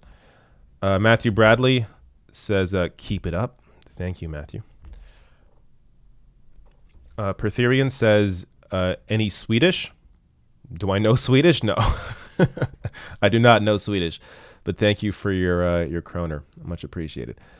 David Roshak, something like that, says, hi from California. Reminder that Buttigieg can unseat Pelosi. That is correct. Shahid Buttigieg. So I'm guessing that's on the 3rd, right? Is that when that's happening? Because that's the primary day. But if that is the thing, if that is the day, then indeed, Shahid Buttigieg can indeed primary Nancy Pelosi. That would be fantastic. I'm just checking his Twitter page to see if there's any updates here.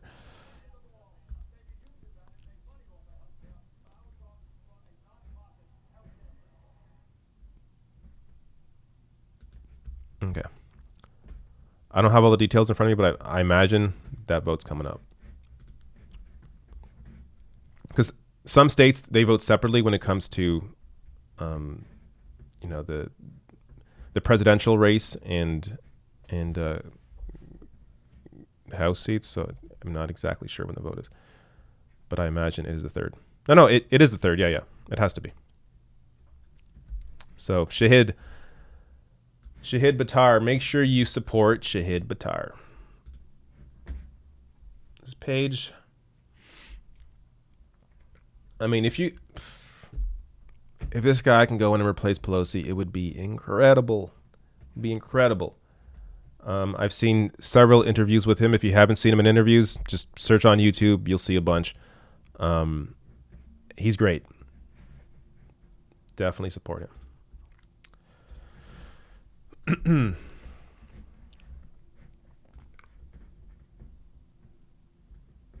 Where was I?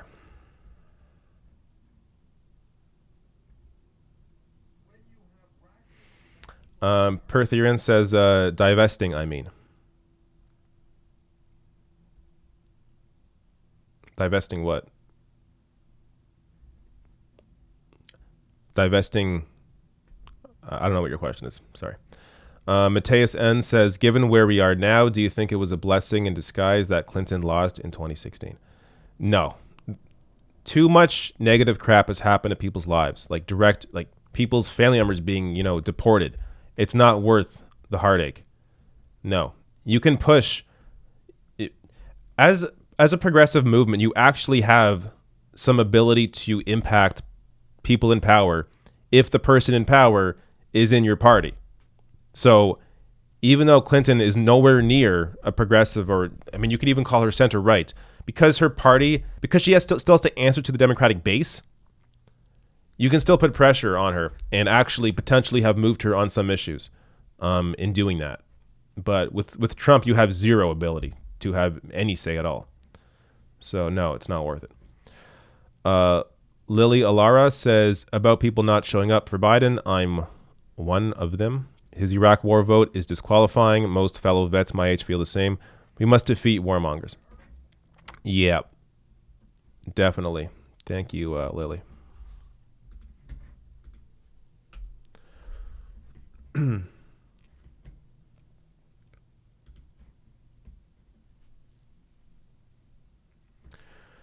SJBC says, hi, great show. Question, does Bernie need to arrange controlling mechanisms at the caucus places like exit polls? I don't know. Need to arrange controlling mechanisms? I don't know what that means. Like, there's rules. I mean, there has to be rules around what campaigns can do in terms of like what they can and can't affect or impact around these polling stations. When it comes to caucuses, the campaigns are a little more engaged because it's actually a process that you have to be in. You know, you're involved in. It takes a few hours. So I'm not sure what the rules are exactly, but I don't know what you mean exactly by arrange controlling mechanisms. But I believe exit polls are done independently. I don't, like, at least the ones that are reported on, because it wouldn't make sense for campaigns to report their own exit polls. Or I should say, it wouldn't make sense for the media to report on what campaigns are saying about their exit polls, because it could differ from what independent exit polling would say. Chuck Slatkin says, my union endorsed Bernie. Cool. Let me check your link here. Is this the endorsement? Oh yeah, the postal workers. Indeed. They have a video about this?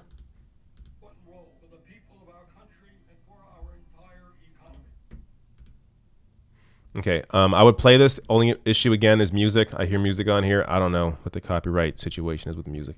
But yeah, I think I may have had a story on this coming up. I don't remember, because I have a lot coming up. But yes, in case I don't cover it, the Postal Workers Union endorsed Bernie Sanders, who they also endorsed him in 2016. So it wasn't a huge surprise, but it is, I think, 200,000 people. So it's, we're talking mass movement of people here supporting Sanders. And why wouldn't they? He's the most pro-union candidate in the race. It's not even close. All right, let me get back. Let me get back to another story.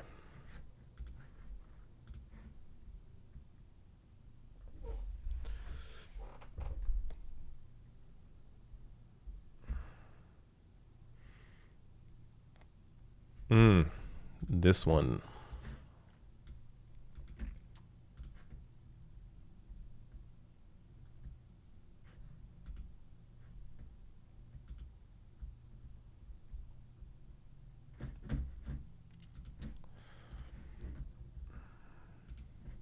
It is the fracking story that I will discuss in a minute as I prep it.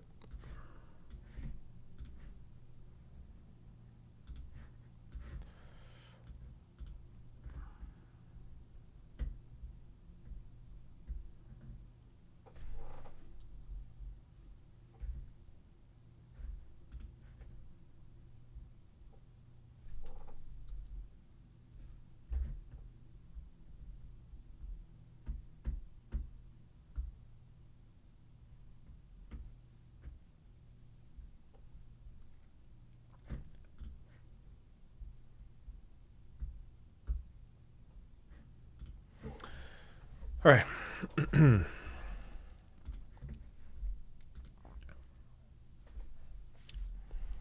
So today, Bernie Sanders introduced a bill to ban fracking. So let me first give you the headline on this report, and then I'm going to get into a little bit of the criticism about this that came before, but also give you the other side as well. So first, let me show you story here. So Bernie Sanders this week introduced a bill that aims to ban hydraulic fracking. This is from The Hill. The bill was introduced on Tuesday and is titled "A Bill to Ban the Practice of Hydraulic Fracking and for Other Purposes," according to the Library of Congress. Though the text of the legislation was not available on the site. Sanders has called for a ban on fracking while campaigning for the Democratic nomination, as has Warren. He tweeted about the bill, saying here, "I don't mind if Mark Ruffalo spoils his own movies, but please don't ruin the surprise of our new legislation with AOC, Jeff Merkley, and Darren Soto." And then Mark Ruffalo spoils it there when he was on, I think this is a Colbert, one of the talk shows. But so this obviously is a move in the right direction. That said, there has been criticism, because there's always criticism of Sanders, whatever the hell he does.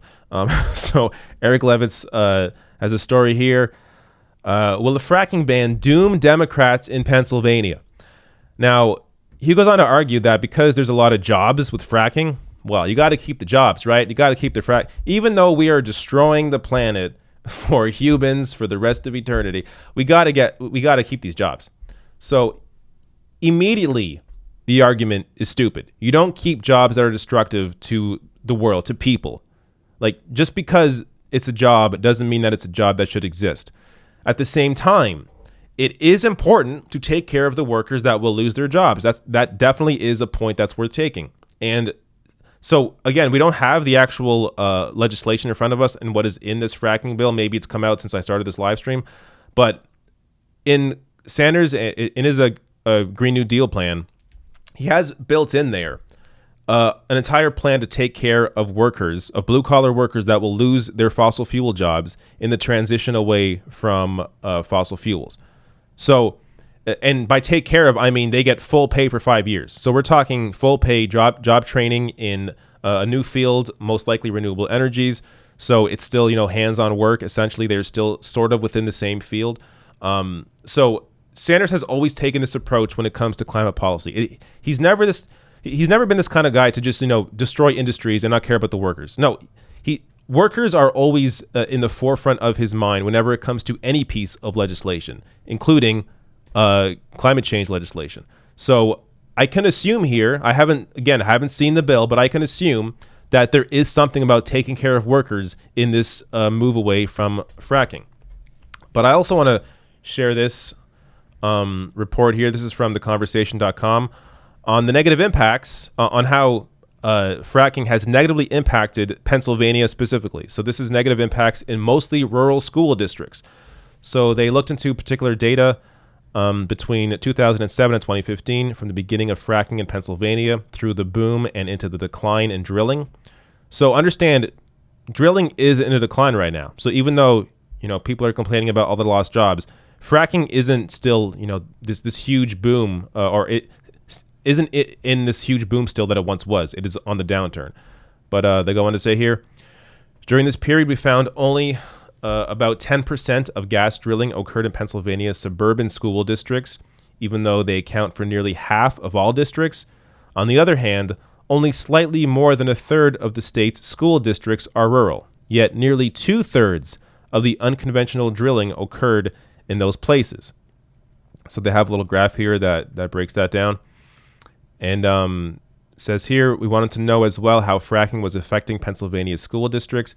Contrary to the predictions of gas industry advocates, we found that it had largely negative impacts. Fracking had largely negative impacts, adjusting for a host of factors that can impact funding. Districts where fracking occurred had lower per pupil incomes, real estate values, and property tax revenues. Although we found a modest increase in state and federal revenues wherever fracking was taking place, these increases were not large enough to counterbalance the average negative effects. School districts that experienced unconventional drilling or fracking had $1,550.50 less per pupil in 2015 dollars relative to otherwise similar districts that did not have unconventional drilling. For the typical school district, $1,500 fewer dollars per pupil can easily mean the loss of resources that can increase outcomes and opportunities for children. So this is the other part of it. Fracking disproportionately impacts the poor. just like anything, when it comes to climate change, all of these issues affect marginalized communities the most. And then you have people living in their ivory towers like Eric Levitz here saying, well, actually, it's going to hurt Democrats. Even though it's destroying the lives of people in rural communities, destroying the lives of kids in rural communities. How about those jobs? How about those jobs? Even though this is not a positive job to have. Again, not every job needs to exist. And even in this case, as I discussed, Sanders takes care of the workers. He always has a worker-first approach to anything that may negatively impact industries. All right. One last thing here, I guess I want to share. 350 Action, a climate organization, put out their statement on Bernie's fracking ban, saying, quote, fracking is dangerous for our health, our water, our land, and climate. We cannot just regulate fracking. We must ban it outright. We can no longer ignore the dangerous earthquakes caused by wastewater injection or the contaminated groundwater that is poisoning families. There is no such thing as safe hydraulic fracturing. And the building of fracking infrastructure is just as detrimental to communities as the use of fracked gas. Quote, new fracking projects will, without a doubt, worsen climate change. Senator Sanders' bill names the problem and provides the only solution. In order to avoid the worst of the climate crisis, we must rapidly transition off of fossil fuels and end fracking and the dangerous pipelines that come with it. And a just transition is only possible with bold policies such as this. 350 Action is proud to support the Fracking Ban Act. There you go.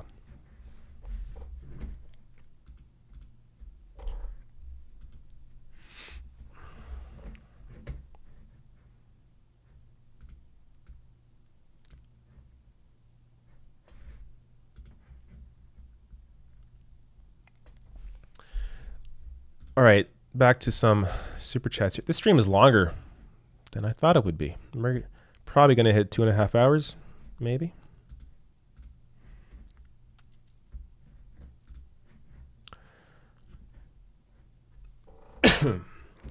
Excuse me. My throat is dry. All right, back to the super chats. Andrew Dwyer says, why can't primaries happen in one day like general? It would be a lot. I mean, I guess, but there is something to be said for candidates being able to show their strength, like over the course of a primary race, like state by state, show where their strength is. But you know, it's always the thing that you're used to, right? Like if you're used to one thing, you may wonder, hey, why isn't it this way instead? Like it's always kind of the grass is greener on the other side kind of argument, where it's never quite clear which way is the best way to do it. But I can see plus and minuses to having it all in one day or having it spread out the way it is now. Samo says, did you hear about Bernie's disability plan that just came out today? I was wondering if you could talk about it in your show.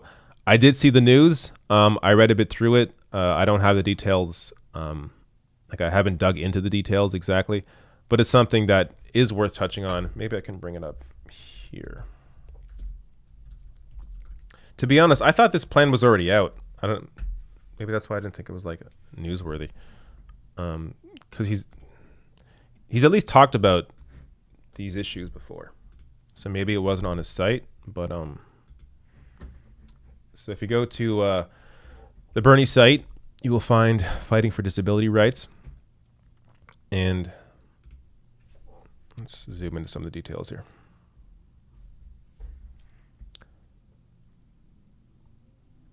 So it says here, as we near the 30th anniversary of the Americans with Disabilities Act, we need a president who will champion both protecting and expanding the rights of the tens of millions of Americans with disabilities.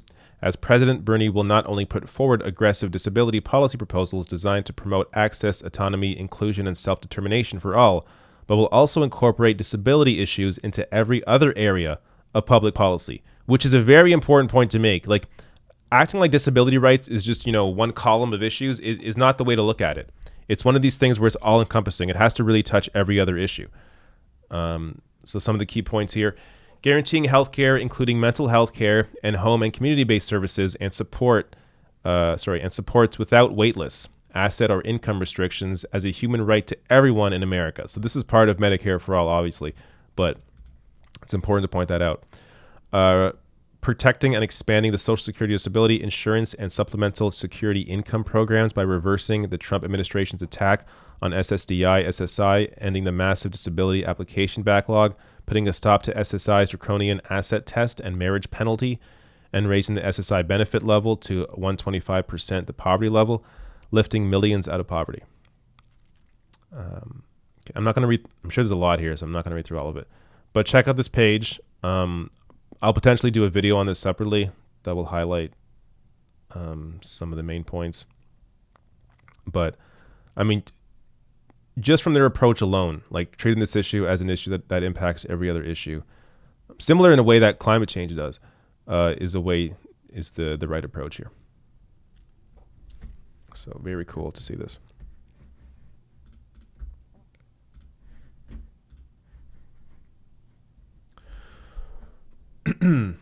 Bobby Blue says, but would Bernie have primaried Clinton? I don't know what this is in response to. You mean if she was running now?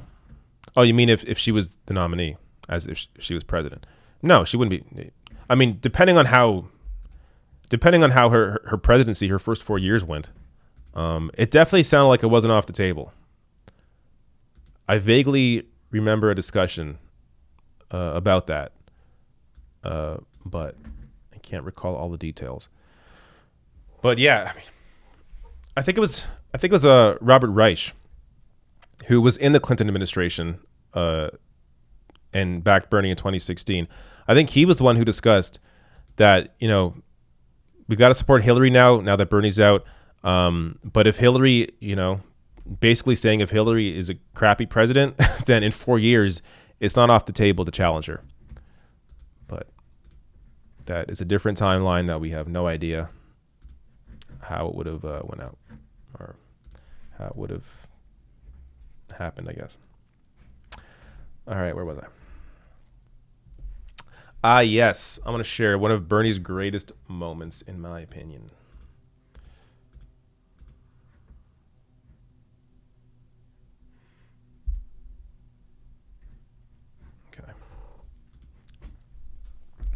So I came across this clip from 2016, and I love this. This is one of the clips for me that really stands out of Bernie Sanders and really sets him apart from not even just every other politician, but from humans in general. Because his way of thinking about this issue, I think, is the way, it's the way that I think about it. And I hope people can relate to this. We talked about religion. Yep. You said your spirituality is that we are all in this together. Yep. Explain to people what in your head and in your heart motivates that togetherness. Is there a higher power? Is there a higher intelligence? What do you believe in? This is what I believe.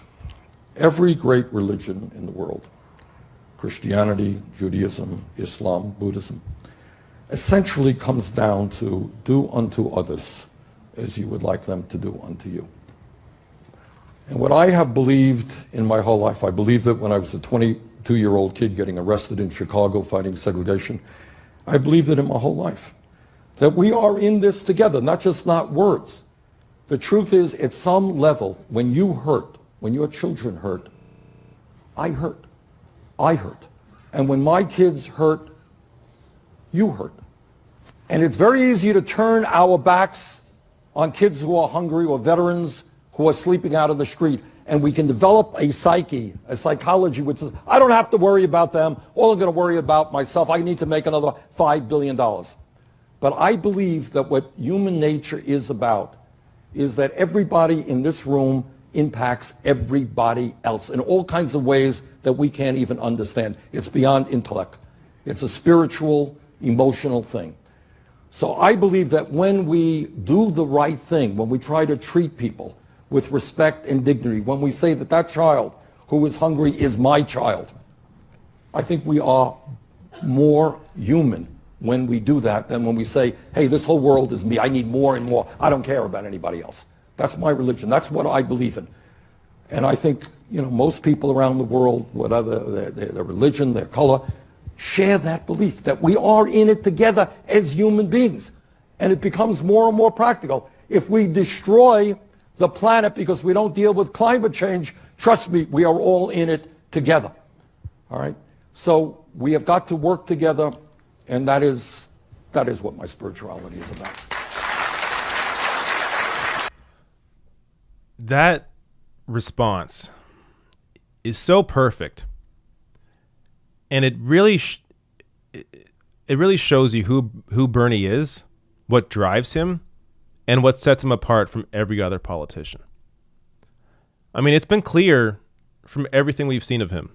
This is why you can look back in the 80s and he's fighting for the same thing, and he's never really gotten recognition for this until recently.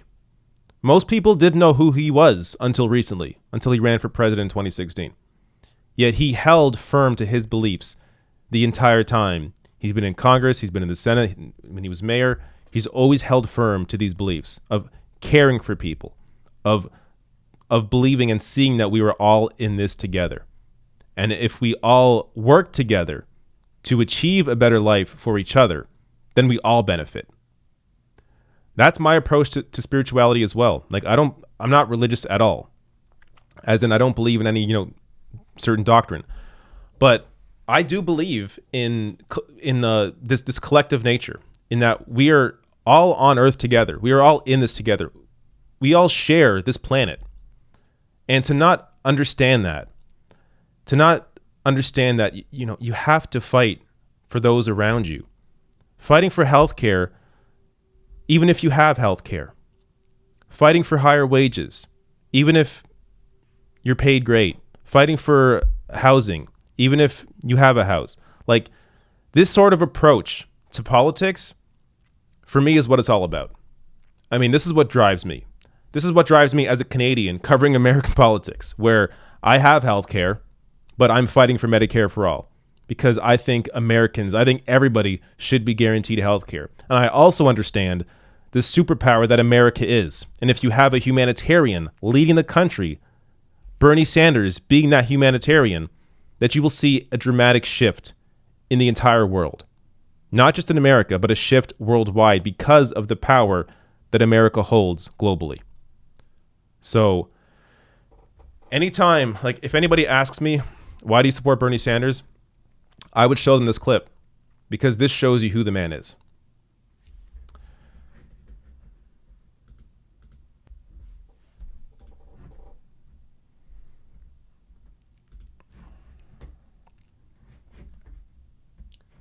And I'll probably cut that out in case you guys actually want that clip separately. Actually, I'll just give it to you now, people in the chat. But also, when I post this clip later, I'll put it in the description box. But that's the clip to that, or that's the link to that clip.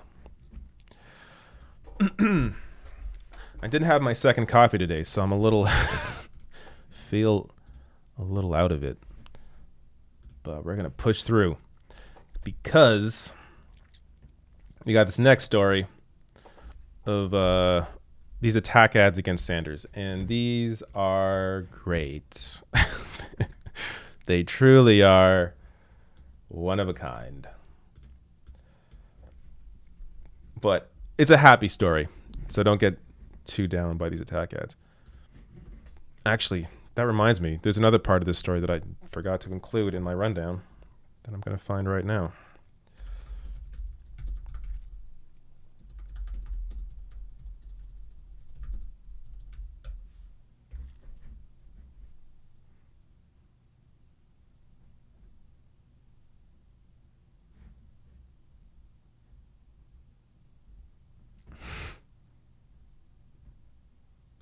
There you go.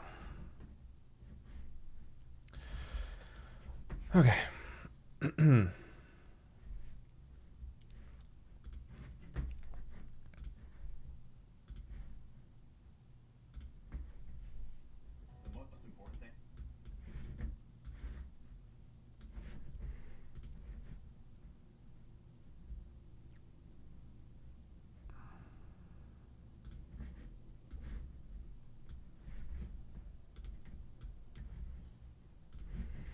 almost done my prep. One day I'll have a producer and all this shit will be prepared.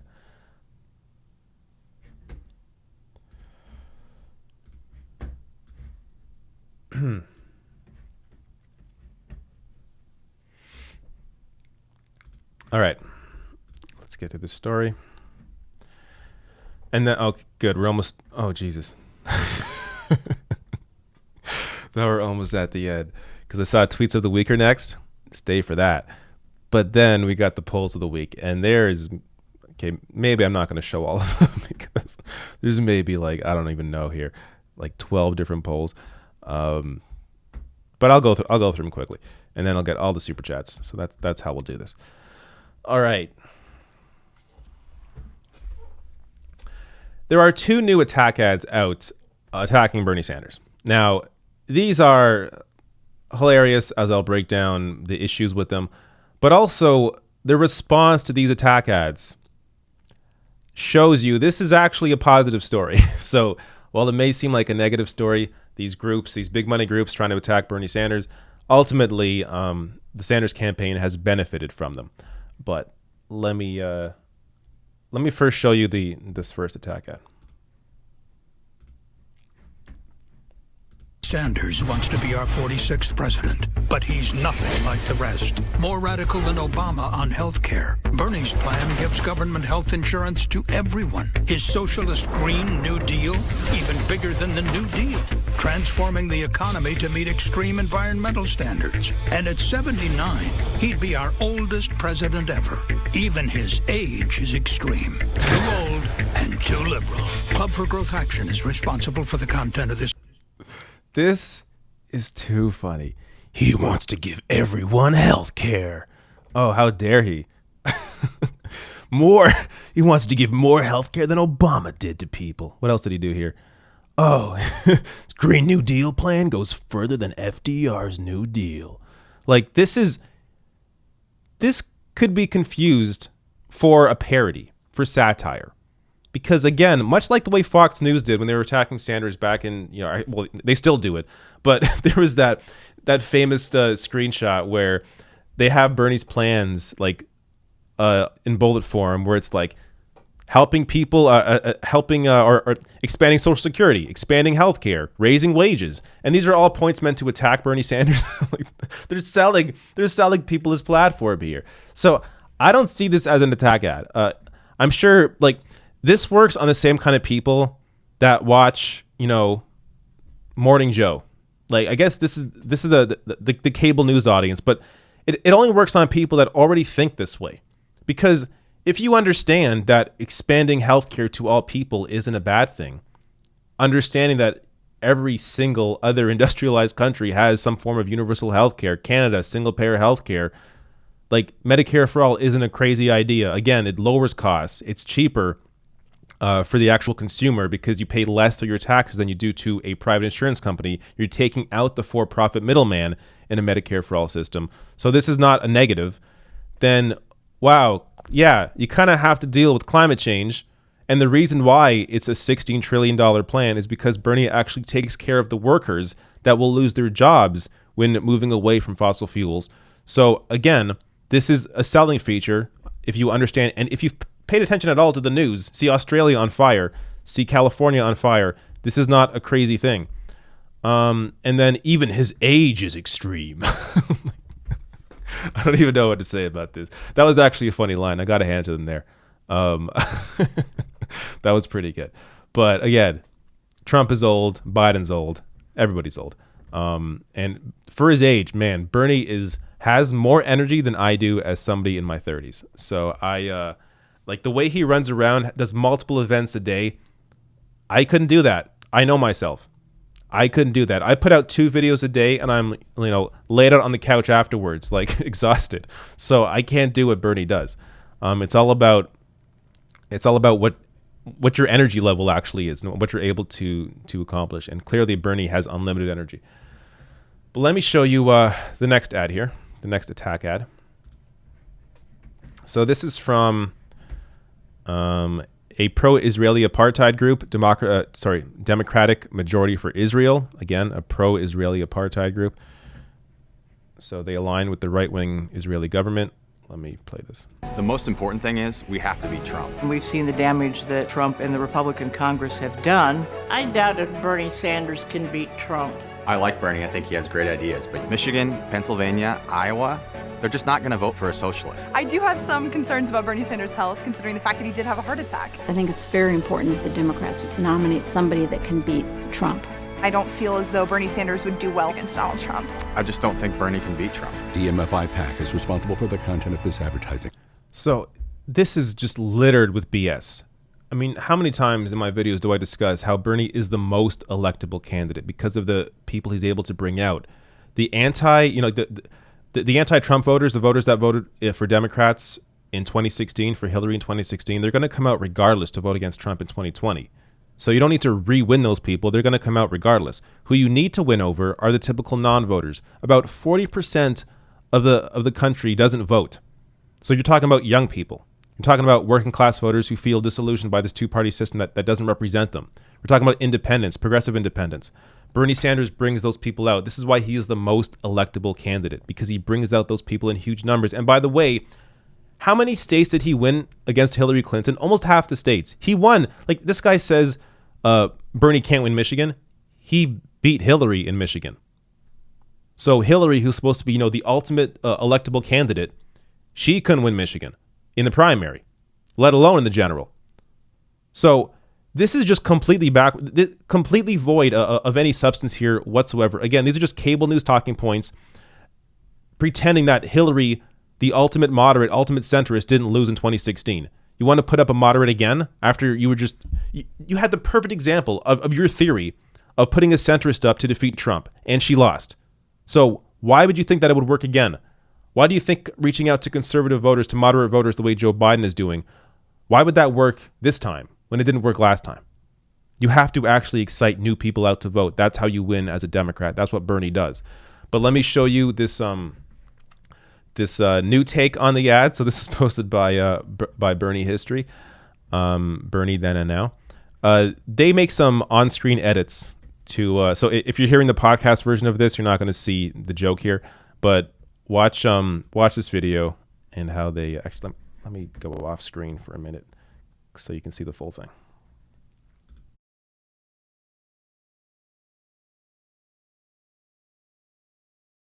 The most important thing is we have to beat Trump. We've seen the damage that Trump and the Republican Congress have done. I doubt if Bernie Sanders can beat Trump. I like Bernie. I think he has great ideas. But Michigan, Pennsylvania, Iowa, they're just not going to vote for a socialist. I do have some concerns about Bernie Sanders' health, considering the fact that he did have a heart attack. I think it's very important that the Democrats nominate somebody that can beat Trump. I don't feel as though Bernie Sanders would do well against Donald Trump. I just don't think Bernie can beat Trump. DMFI PAC is responsible for the content of this advertising. The most important thing is we have All to right. Let me go through a little bit of this because this was too funny. Again, so for the audio listeners, my breakdown will help you a little bit more here. So this guy, the first guy that appears on screen, is a Julian Castro donor. That's who this guy is. So not surprising he doesn't support Bernie because he supports Julian Castro.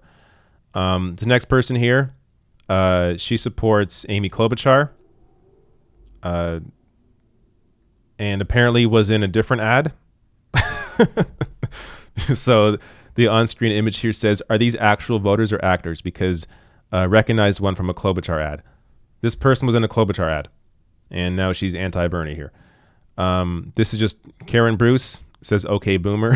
So guess this was one of the people that doesn't like Sanders. We can't really get anything on her. And then while they're talking about how Bernie's unelectable, shows here Trump 45%, Bernie 50%. So we're talking about Michigan here.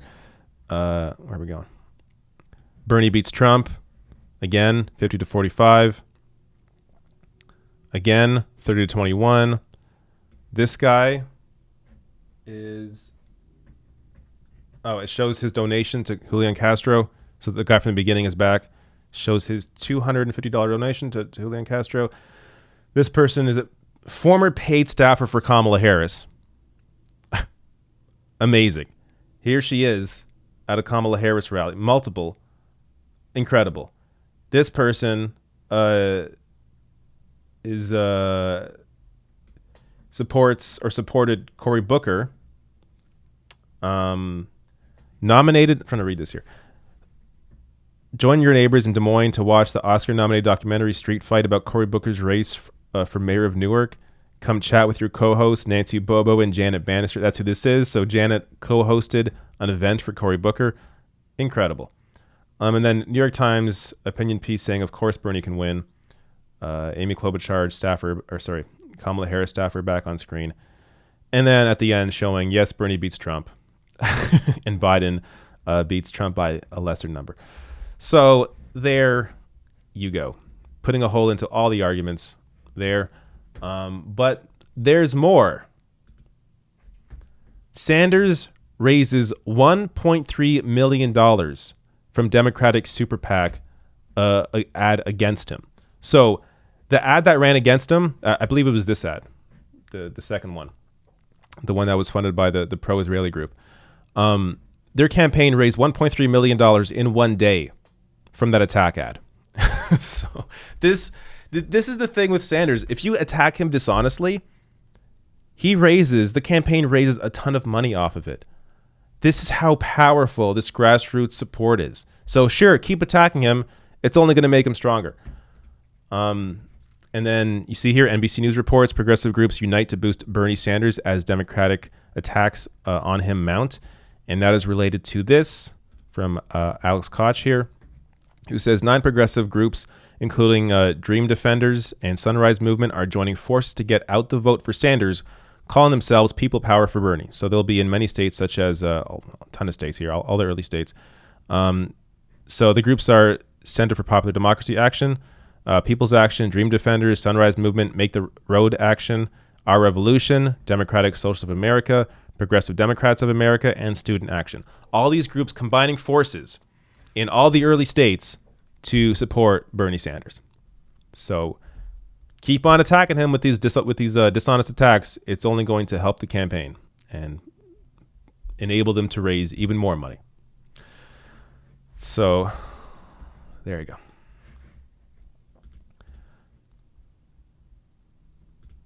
All right. Should I take some middle super chats before we get to the last 2 stories here? Why not? Why not? If there is any more, I don't know. Maybe there's not. So, Kid says here, David's hashtag Hot Boys for Bernie Twitter post, though, hand clap. You got to go to Twitter to find out. I did it for the Bernie campaign. So if you go to my Twitter page, you will see what Kid is talking about. Joe Biden, who I'm sure is not Joe Biden, sends a super chat in saying, don't vote for me, vote for somebody else. I mean, yes, it's the real Joe Biden. The real Joe Biden on screen saying to vote for somebody else. I am down. Thank you, Joe. Appreciate the vote, Joe. Or I should say the money, Joe. But also the vote. All right. Let's get to... So I got tweets of the week, which is a few tweets here, and then polls of the week. So these, I think, are going to be basically segments that I do every week. So let me prep the links. Actually, I'll just do one at a time since I don't want to... Yeah, that's better. So I want to share tweets of the week. Since I'm on Twitter all the time, I often see tweets that don't really fit into any story, but are opinions or perspectives that I think are worth sharing. And every week I'll be doing that during my live stream. So let's check out the first one here. So the initial story here was billionaire Jack Ma has donated $14 million to develop a coronavirus vaccine, roughly the equivalent of an average U.S. family donating $33. And I guess this isn't really this opinion here. This opinion isn't really the point because it's kind of obvious. Anytime a rich person donates money, this is how you should report it. So 100% Gizmodo here. This is how you do it. So comparing, I mean, again, this guy is what did they say, a billionaire? Yeah, billionaire. Billionaire Jack Ma. Donating $14 million is the equivalent to the average family donating $33. So I think that was something worth pointing out. Anytime you see a billionaire donating a ton of money, compared to what they're actually worth and what you're worth. Jonathan Smucker here, showing us the political wisdom of Jonathan Chait. So this is the guy who this week was saying how Bernie Sanders can't win. Well, let's look at this guy's track record. Donald Trump is going to lose because he is crazy. That was from August 2015. Chait was wrong. This from 2016. Why liberals should support a Trump Republican nomination. Again, showing you Jonathan Chait being wrong. This one from November 7th, 2016. Donald Trump is not going to win Michigan. Oh, man. This guy is wrong all the time. And they still he's still able to put his opinions out and get paid for it. And the most recent one. Running Bernie Sanders against Trump would be an act of insanity.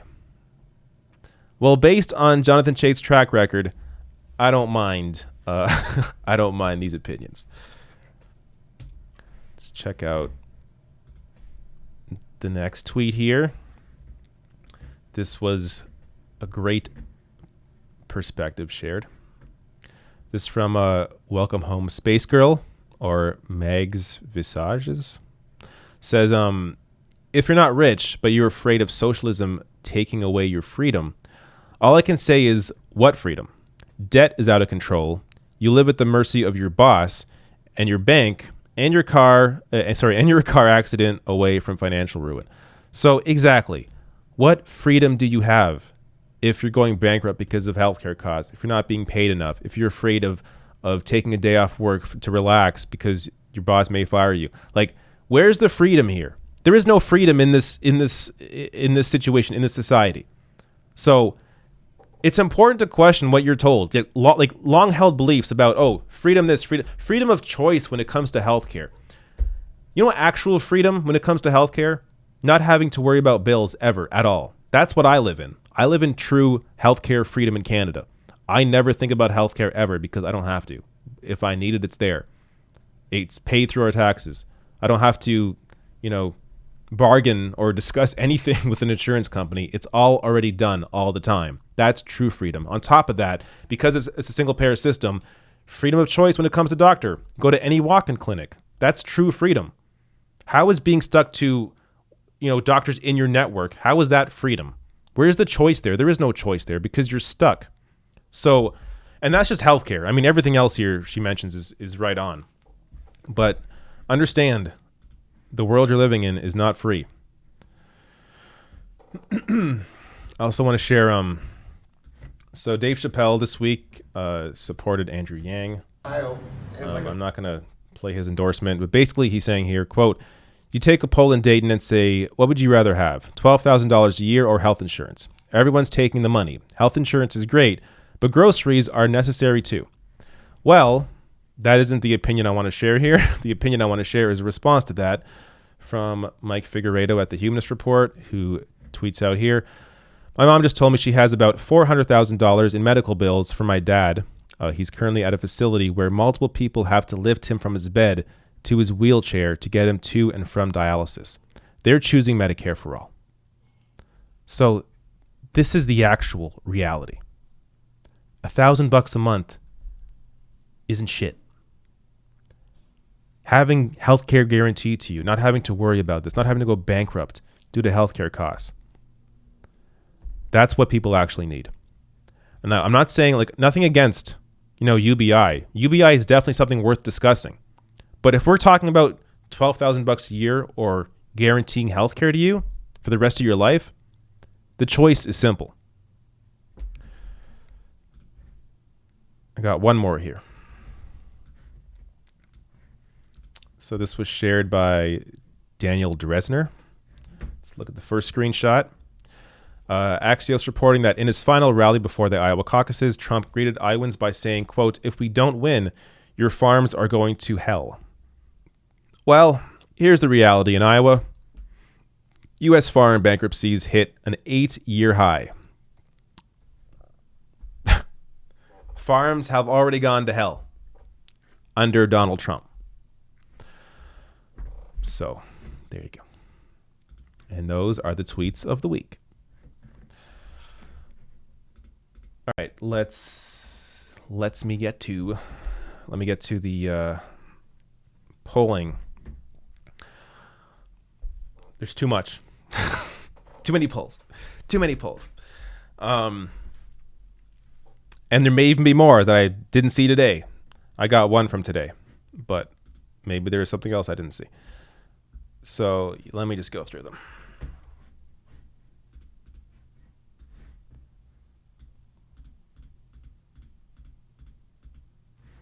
You know, I'm going to prep this. You know what? No, I'm not going to prep this. I'm not. It'll take too long. So I'll click the links as I go through.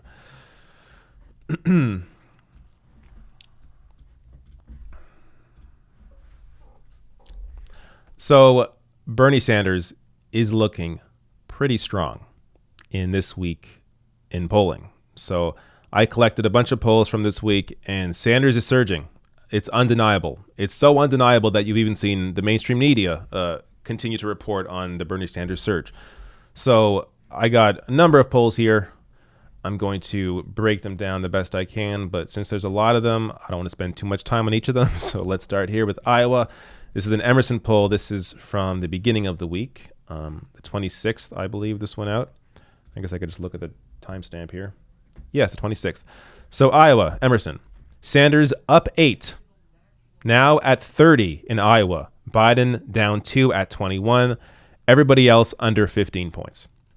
Again, you need 15 points to be able to win any delegates at all. That includes both state and district level delegates, so 15% in either of those. Again, you know, the caucus process may create a scenario here where some of the support that Klobuchar has, for example, may go to Biden.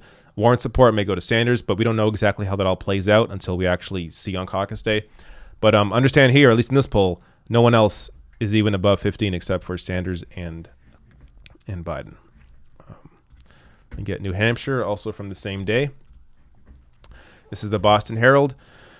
Bernie at 29 in New Hampshire, +7. Biden down 4 at 22. Warren 16, down 2. So it also, I mean, the other consistent thing in all these polls is that Warren's gone down. So her last-minute smear on Sanders about saying how a woman couldn't win hasn't helped her at all. So she's gone down consistently. Bernie has gone up consistently. Biden has also gone down or stayed the same in most of these polls.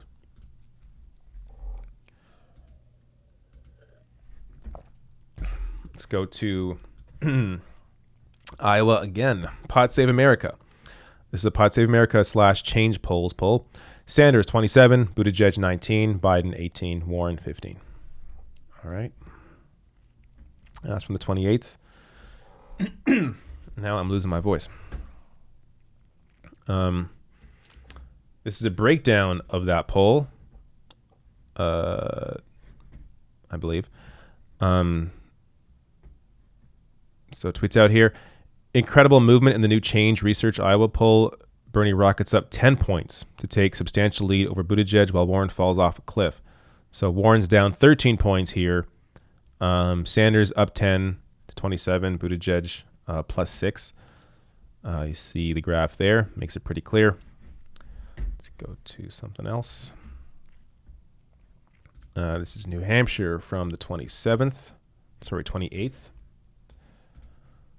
We got Bernie breaks away New Hampshire poll.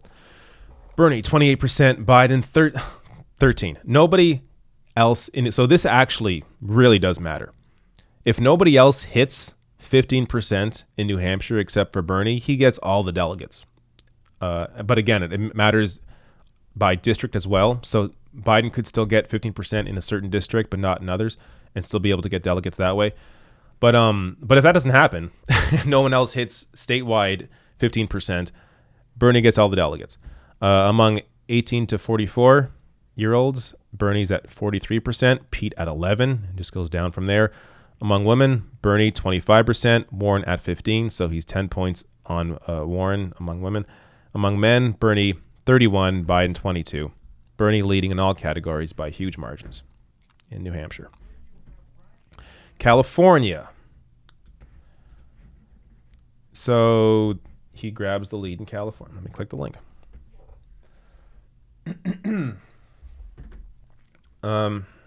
So Sanders has 26% of voters. I don't like how they break it down here. Oh, here we go.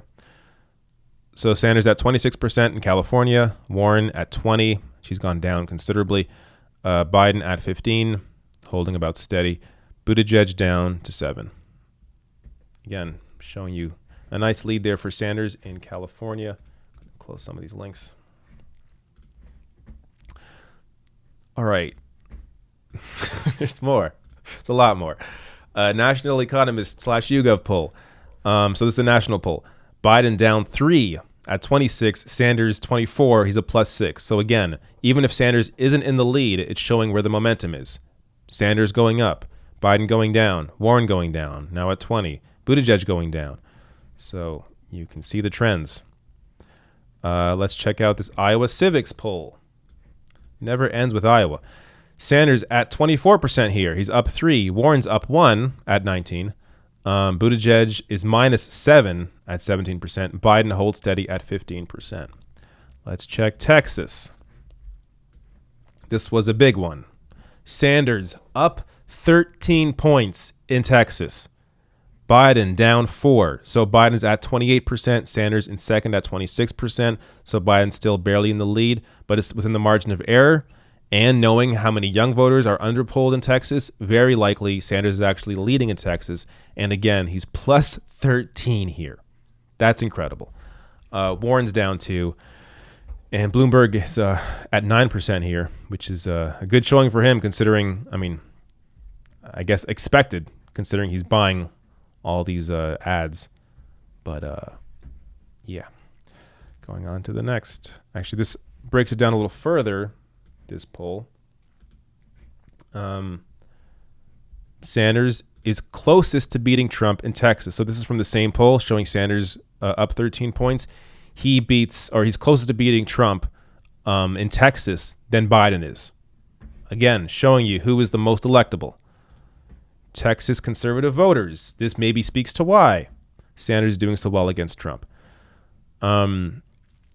Says here, Ben Hawk says anti-Bernie media jackoffs are trying to convince voters that Bernie Sanders can't win over conservative voters. They are lying. New Texas Lyceum poll, subset of conservative voters in Texas. 35% of conservative voters go to Sanders. Biden's at 25%. Sanders has a 10-point lead. Sanders has a 10-point lead on Biden with conservative voters in Texas. Tell me who's electable here. One last. Oh, yeah. This is just a reminder. Monday is the deadline to register to vote in Texas. So if you plan to vote on March 3rd, make sure you are registered as a Democrat in Texas by Monday. No, we're not done. We got more. California. This is a Change Research poll. Sanders 30%, Warren at 16%, Biden at 15%. Again, a huge lead for Sanders in California. Let's go to the California breakdown here. Cancel Sam, always a good follow. Follow Cancel Sam. Again, same poll. Bernie 30. He's at 30%. He's up 4. Warren's down 7 at 16. Biden down 4 Warren down 7 at 16. Biden down 4 at 15. Pete down 4 at 8. Breaks down the delegate total here. So Bernie would get 205 delegates in this situation. Warren 109. Biden 102. 18 to 34-year-olds, 53% are with Bernie. 12% with Yang. 9% with Warren. Biden not even on the list. And Bernie leads Asian, Hispanic, and white voters, while Biden is +7 with black voters. So there you go. National poll. All right, this is an NBC Wall Street Journal national poll. Sanders, 27%, up 6 since December. Biden down to 26%, so Biden in the lead here in another national poll. Warren at 15%, down 3, barely holding on to delegates in that position. And I believe that is the last poll. We are done. We are done. Though I saved, what is this link? Never mind. Not doing that. So there you go. That was the polling of the week. Clearly showing you. I mean, how many polls did I show you there? Clearly showing you there was a surge for Bernie Sanders. Keep it up. Keep the phone banking up. Keep the door knocking up. Keep the donations up. He's got this. We've got this. So keep it up. And Sanders is on to clinch the nomination if this surge continues. All right. We are done. The story's 2.5 hours into this. Let's get the super chats all locked in. Get your super chats in immediately, because I gotta drink. I gotta soften my throat. This water ain't doing it. Okay, where was I here? Progressive Voice is back with more trolling. Says, how does it feel to take super chats from working class people when you are worth $100 million Canadian because of being part of the Trudeau family? So, Progressive Voice, well-known trollster, though I would like to be worth $100 million. I could tell you I wouldn't be living in an apartment if that was the case. But my favorite part is that I'm part of the Trudeau family. That's, I don't know how you prove that one, or how you even, where's the evidence? Where's the evidence?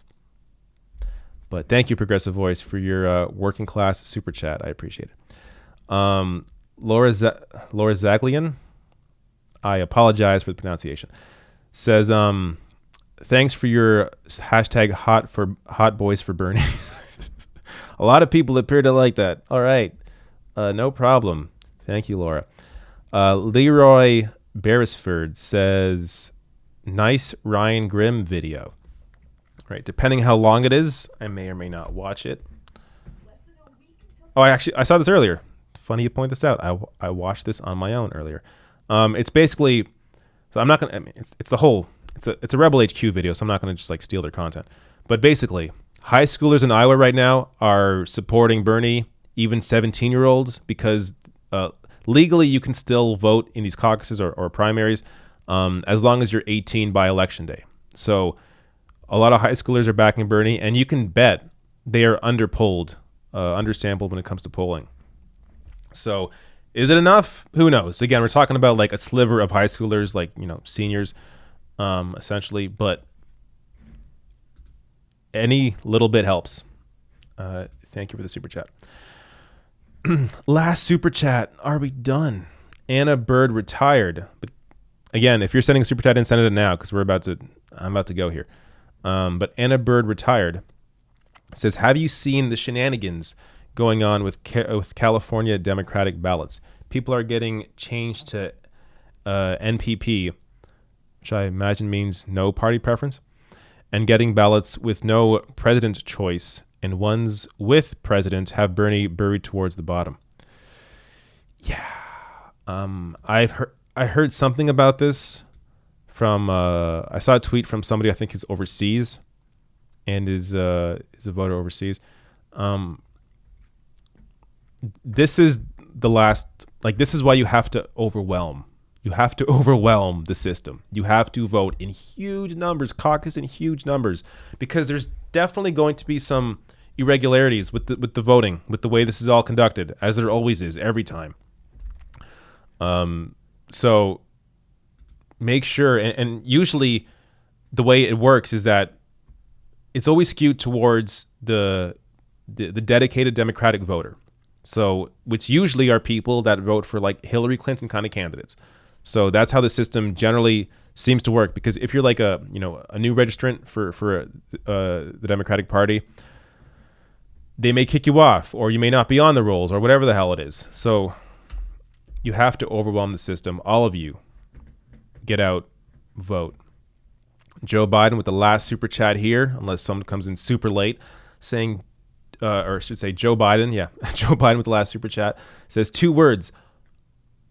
2 words. 2 words. Obama. In perfect Joe Biden fashion, it makes no sense. Thank you, Joe Biden, for your $2. All right. This was a fantastic super chat. I'm glad you have all joined me for this. What is it? 2.5 hours, 2 hours and 40 minutes. Incredible. Incroyable, as they would say in Quebec. All right. Thank you so much. Back next week again, of course, as I always am, at 3 p.m. Eastern for Rational Live. Come check me out. Come send super chats, get involved, be engaged. Also, I'm going to try and do Twitch a little more often. I did do Twitch this week, Monday at 9 p.m. I'm going to try to make that a thing. We'll see if I can be consistent. I'm notoriously inconsistent when it comes to any of this stuff, but I'll try. So we will see. Oh yeah, as Butthole points out here in the chat, Delaney is gone. Goodbye, Delaney. I didn't think it was worth doing a story on him because who the F cares? But goodbye, Delaney. You wasted all our time during the debate. So I'm glad to see you gone. All right. And I'm glad to also be gone. Later. See you next week.